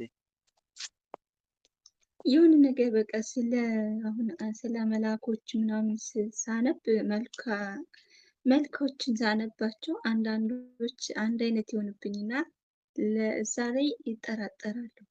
ለምን እንደዚህ ሆነ? ምን የሚል ሀሳብ ይመጣል? እስቲ አሁን ለምሳሌ እሱን ብትነግሪኝ ደስ ይለኛል። ያልጠበኩት ነገር ነው ጭንቅላቴ ላይ የሚለው እና ከዛ ግን እረሳዋለሁ። ምን እንዳልኩ ግን እረሳለሁ። ግን የጥርጥር መንፈስ እንደሆነ አውቃለሁ። መልካም እንደተጠራጠርኩ አውቃለሁ። ግን ምን እንዳልኩ ራሱ እረሳዋለሁ ከማተብኩ በኋላ ማለት ነው። እና ይህን ነገር እየተደረገ ቁርባን መውሰድ ይቻላል? እሺ መልካም። እህት አለም ምን ታደርጊያለሽ መሰለሽ? እንዲህ አይነት ነገር ሲመጣ ጸሎት ላይ ከሆነ አስቀድሞ መጸለይ፣ አስቀድሞ ማሳሰብ ጉዳዩን። ይሄንን ጉዳይ ለማን ትነግሪዋለሽ? ለመድኃኒዓለም።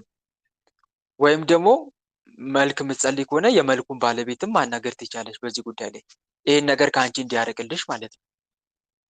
እንዲህ አይነት ጥርጣሬ የሚያመጣውንም ክፉ መንፈስ ደግሞ እንዲይዝልሽ ትማጸኘዋለሽ። ተረዳሽ? ከዛ መንፈሱንም ደግሞ ትገስጨዋለሽ በመድኃኒዓለም ስም፣ በድርሳኑን ወይም መልኩን በምትጸልይበት ቅዱስ ስም ትገስጨዋለሽ።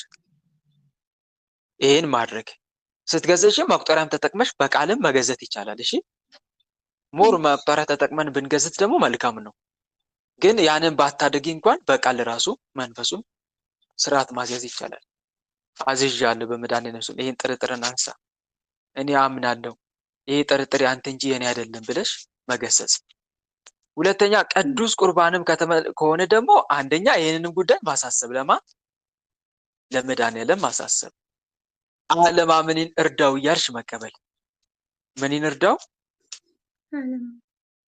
አለማመኔን እርዳው፣ መጠራጠሬን እርዳው አምላኬ።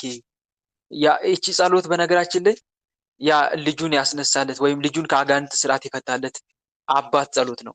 ለሚያምን ሁሉ ይቻላል ሲለው ጌታ ኦ ጌታዬ አለማመኔን እርዳው ብሎ ጮኸ እና ይሄ ትልቅ ጸሎት ነው፣ አለማመኔን እርዳው የሚል። ይሄ ጸሎት አሁንም የሐዋርያ ጸሎት ነው። ምን ብለው ጠይቆታል ጌታን? እምነት ጨምርልን። ምን በልልን? እምነት ጨምርልን። ተጠራጣሪነታችን አስወግድልን፣ እምነት ስጠን ማለት እኮ ነው። ይሄ ትልቅ ጸሎት ነው። እምነት ጨምርልን እያልሽ ደግሞ በርዕስ መስገድ።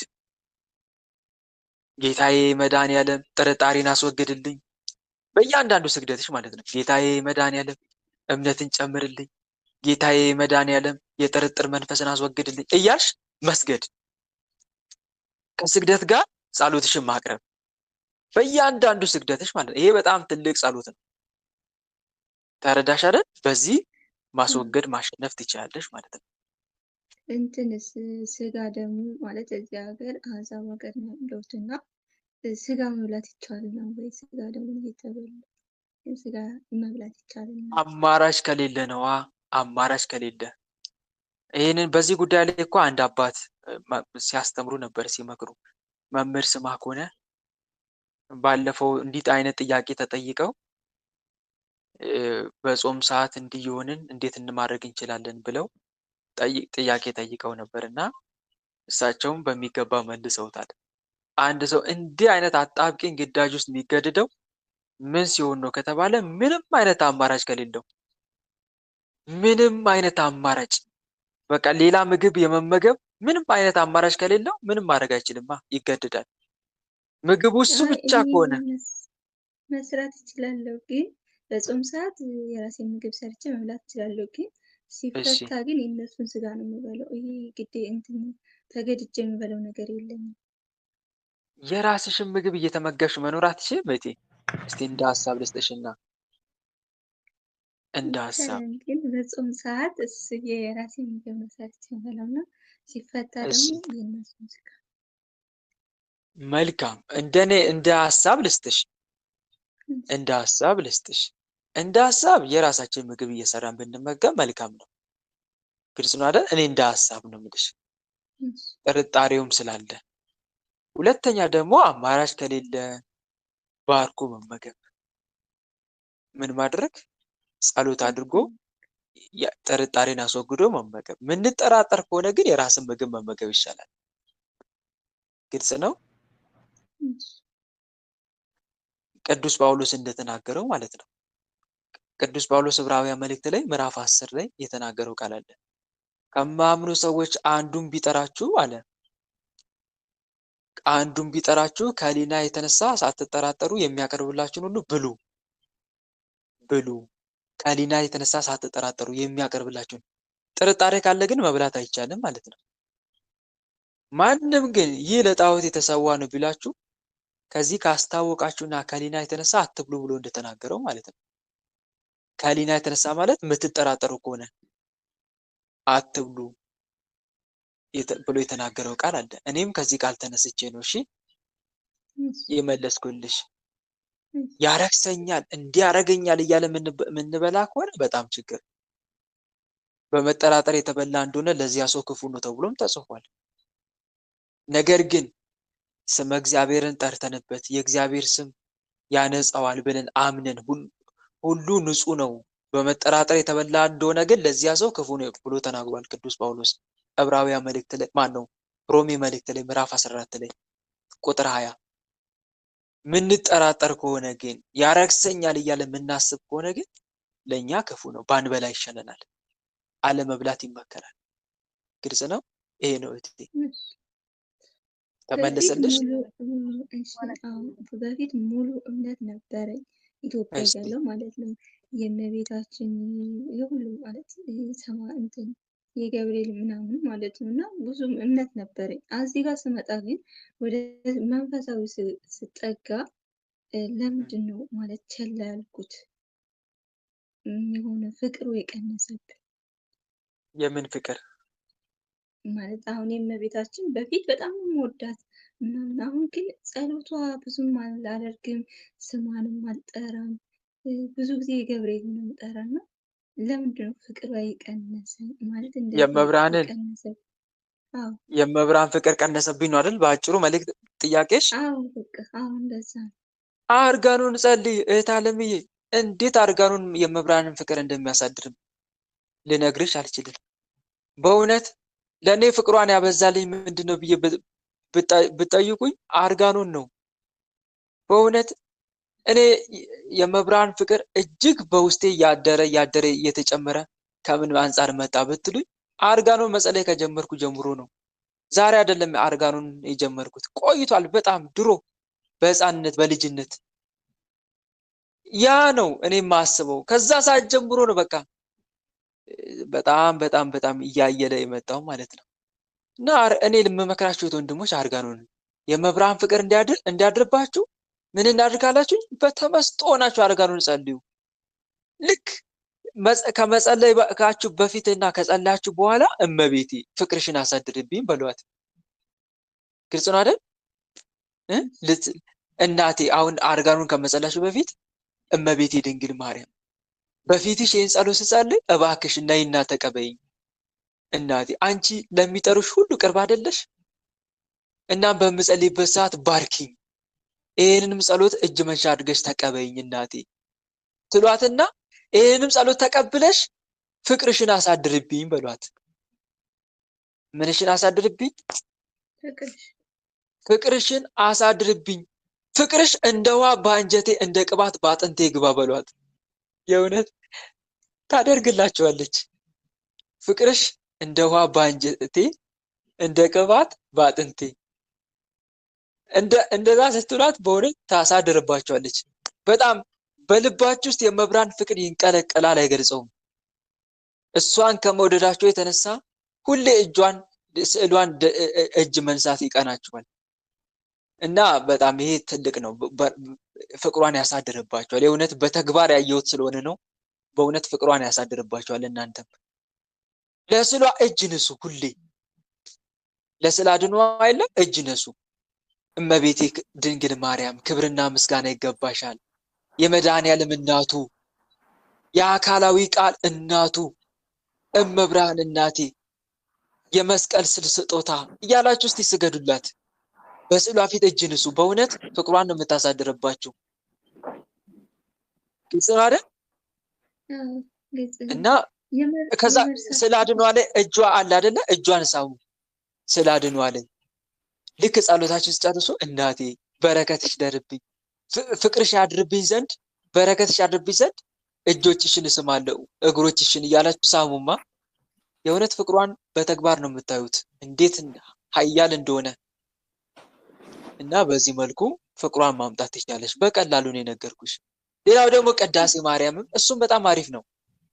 እኔ ትዝ ይለኛል ቅዳሴ ማን ነው ውዳሴ ማን ነው ታምረ ማርያምን ሳነብ አንድ ልጅ በጣም ቅዳሴ ማርያምን እንዴት አድርጎ እንደሚወድ ቆይ እቺኛዋ ስልኬ ቻርጀር ልዘጋብኝ ስለሆነ ያኛውን ስልክ ልቀይር፣ ጠብቁኛል።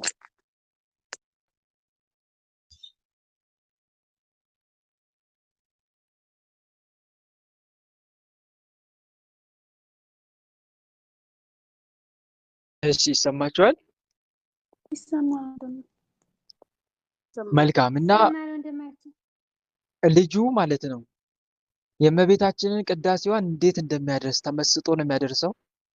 እየጠበቀ ሰዓት የሚጸልይበት ሰዓት አለው። መምህሩ ዞር ሲልለት እሱ ወደ ስዕሏ በጣም የሚወዳት ስዕል አለችው የመብርሃን ቤተክርስቲያን ላይ የሆነች ማለት ነው።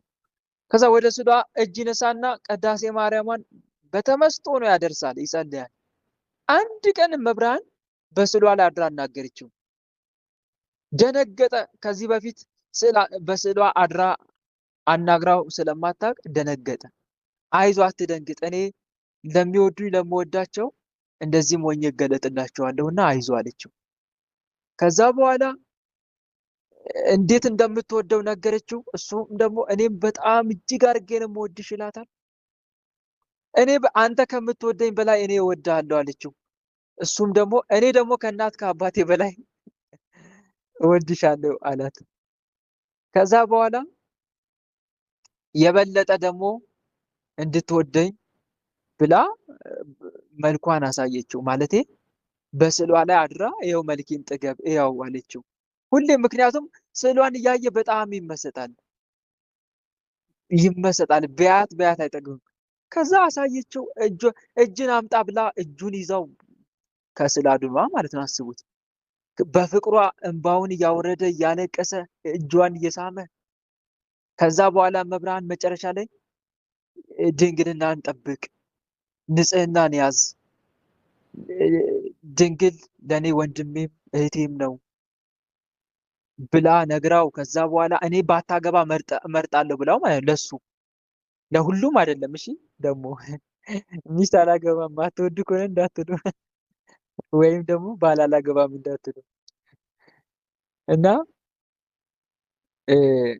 ለአንተ ባታገባ እመርጥልሃለሁ አለችው። ከዛ በኋላ እሺ እናቴ ብሎ በል እንግዲህ ትእዛዜን ከጠበቅ እኔ ራሴ መጥቼ ወስድሃለሁ አለችው። ቃሏን ጠበቀ። አባት እናቱ ተነሱበት። አንድ ሰሞን ካላገባክ እኔ አላገባም ይላቸዋል። አግባ እንደ ልጃቸው። ከዛ ሰዓት ጀምሮ በቃ ብቸኝነትን ማብዛት ጀመረ። እንደ ጓደኞቹ አብሮ እየዳ አይጫወትም፣ ምንም አይልም። ብቸኝነት ያበዛል። እሷን ማወደስ ልጇን ፈጣሪዋን መድኃኒዓለምን ያመሰግናል፣ እሷን ያመሰግናል፣ ቅዳሴዋን በተመስጦ ያደርሳል። በቃ ሙሉ ትኩረቱ መቼ ነው ከእሷ ጋር የምኖረው ማለት ጀመረ። ሙሉ ትኩረቱ በቃ ከእሷ ጋር መቼ ነው የምኖረው፣ መቼ ነው መታ የምትወስደኝ እያለ በቃ ሀሳቡ በዚህ ተጠመደ። አባትየው ንጉስ ነው። ይሄ ልጄ እንዴት ነው ፈዘዘብኝ፣ እሳ ምንድን ነው አይጸልይ፣ ማን ነው እንደ ልጆች አይጫወት፣ አሁን ይሄ ነው ነገ መንግስት የሚረከበው። ቆይ ምን ላድርግ ብሎ ሲያስብ እናት አባቱ ተማከሩና ቆይ ሚስት እናጋባው፣ ስርዓት ታስተምረዋለች፣ ከዚህ ከብቸኝነት ህይወት ታወጣዋለች፣ ለሱ መድኃኒቱ ሚስት ማጋባት ነው ብሎ አሰቡና ከዛ ሚስት አጩለት። ልጄ ታገባለህ ታገባለህ አሉት። አረ እኔ አላገባም። ታገባለህ አላገባም። ታገባለህ ታገባለህ እምቢ አላገባም። ከዛ ኤጲስቆጶስ አስመጥተው በኤጲስቆጶስ አስመክረውት እንግዲህ ልጄን ይምከሩልኝ አላገባም እያለ ነው። ማያገባ ከሆነ እንዴት ነው መንግስት የሚረከበው ንገሩልኝ ሲል ከዛ ኤጲስቆጶሱ ልጄ የአባትህን ምክር ስማ፣ የሚታዘዝ ደግሞ የተባረከ ነው፣ አግባ ሲል እሱ ግን እንዴት አድርጌ ከእጃቸው ልውጣ ብሎ ነው የሚያስበው። እንዴት አድርጌ ከእጃቸው ወጥቼ ላምልጥ? ከዛ ከእጃቸው እንደምን ብሎ አመለጠ። አባት ያዙት፣ ልጄን ያዙት ያዙት እያለ ይሮጣል። ሊይዙት ይሞክራሉ። እሱም ልጅ ደግሞ ከእጃቸው አምልጦ ይሮጣል። መጨረሻ ላይ ወድቆ ተሰበረ። ምን ሆነ አልኳችሁ? ይሰማችኋል ግን ድምጼ? በደንብ ነው የሚሰማው ወንድማችን። መልካም። ወድቆ ተሰበረ። ከዛ ልጁ በዛው ነፍሱ አለፈች። ከዛ በጣም ተጫጫው፣ ጩኸት በዛ። ወይኔ ልጃችንን ገደል ነው ብለው ሲጫጫው የዚህ ሰዓት ወለላይቱ መጣች ከሰማይ እንደ ፀሐይ፣ ከፀሐይ እጅግ እያበራች። ፀሐይን ቀና ብላችሁ ስትመለከቱ በሙሉ ማየት ይቻላል። ነገር ውስጥ በሙሉ አይናችሁ በሁለት አይናችሁ ማየት ይቻላል። አይን አይበዘብዝም? አይቻልም አይደል? ልክ መብርሃንም እንደዛ እያበራች በሙሉ አይናቸው ማየት አልቻሉም እሷን ከብርሃኗ የተነሳ። ግን መላእክቶቿን አስከትላ መጣች። የሚያገለግሏትን ቅዱሳን መላእክት አስከትላ መጣች መብርሃን። ከዛ ሰው ሁሉ ያያት የልጁን ነፍስ ተቀብላ እቅፍ አድርጋ ይዛው ሄደች። ደስ አይልም? ንገረኝ እስኪ። ይሄ ትልቅ መታደል አይደል? በእውነት ከዛ የዚህ ሰዓት ወላጆቹ አሃ ለካ የሷ ፈቃድ ነው ብለው ተረድተው እጹብ እጹብ እያሉ እያመሰገኑ በለቅሶ ፈንታ እያመሰገኑ ወደ ቤታቸው ገቡ። ትልቅ በዓል አደረጉ። ይህን ይመስላል እና የመብርሃንን ፍቅር አደረበት። ምን እየጸለየ ቅዳሴ ማርያም በስዕሏ ፊት እና የመብርሃንን ፍቅር መከታተል በጣም እውነት የምናተርፍበት ነው። ያተርፋል እንጂ ምንም የምንጎዳው ነገር አይደለም። እና እህት ወንድሞች፣ እኛም እንደዚህ መጸለይ እንችላለን። እና እህቴ ቅድም የነገርኩሽ ለምሳሌ አርጋኑን ያልኩሽ በእውነት እጅግ ትልቅ ፍቅር የሚያሳድር ጸሎት ነው። የመብርሃንን በዕብራይስጥ ማርያም የተባልሽ እናቴ እያለ ያመሰግናል። እና አንቺም እንዲህ እያልሽ ብታመሰግኝ ጸሎቱን ከመጀመርሽ በፊትና ከጸለሽ በኋላ እናቴ ፍቅርሽን አሳድርብኝ፣ ፍቅርሽ እንደ ውሃ በአንጀቴ እንደ ቅባት በአጥንቴ ይግባ እያልሽ ብትማጸኛት ታሳድርብሻለች፣ ከጸጋ ስግደት ጋር እየተማጸንሽ። እና ደግሞ ይሄ ዓለማዊ ነገሮችን ራስሽን አርቂ ለማለት ፈልጌ ነው። ይህን ይመስላል በአጭሩ። ተመለሰልሽ? እሺ ወንድሜ፣ አዎ ተመልሶልኛል። ቀለበት ያሰማልን፣ ቀለበትን ያሰማልን፣ በቤቱ ያጽና ወንድሞች። አሜን አሜን አሜን። እና ደግሞ ለቤተ ክርስቲያኗ መባ ማስገባት እንደ አቅምሽ ነው ግን እሱ እሺ፣ እንደ አቅምሽ መባ ወይ ዘቢብ 1 ኪሎ ዘቢብ ሊሆን ይችላል፣ 1 ኪሎ ጧፍ ሊሆን ይችላል፣ 1 ኪሎ ዕጣን ሊሆን ይችላል። እና እንደ አቅምሽ በቤተ ክርስቲያኗ መባ እያስገባሽ እሷን መማፀን ትችላለሽ። ግልጽ ነው። ይህን ይመስላል። መልካም አሜን አሜን። እሺ እህት ወንድሞች፣ የዛሬው መርሃ ግብር በዚሁ ተጠናቋል። እንደ እግዚአብሔር መልካም ፍቃድ ነገም ጥያቄና መልስ ልክ እንደ ዛሬው 10 ሰዓት ላይ እንጀምራለን ማለት ነው። እግዚአብሔር ከፈቀደ የነገ ሰው ቢለን መልካም ፈቃዱ ቢሆን ለዛሬው እዚህ ጋር ይበቃናል። በዚህ መልኩ ያስተማረን የመከረን የገሰጸን አምላካችን ልዑል እግዚአብሔር በእውነት ስሙ ከአጽናፍ እስከ አጽናፍ ለዘላለም የተመሰገነ ይሁን። አሜን። ሁላችንም ለጸሎት እንነሳ።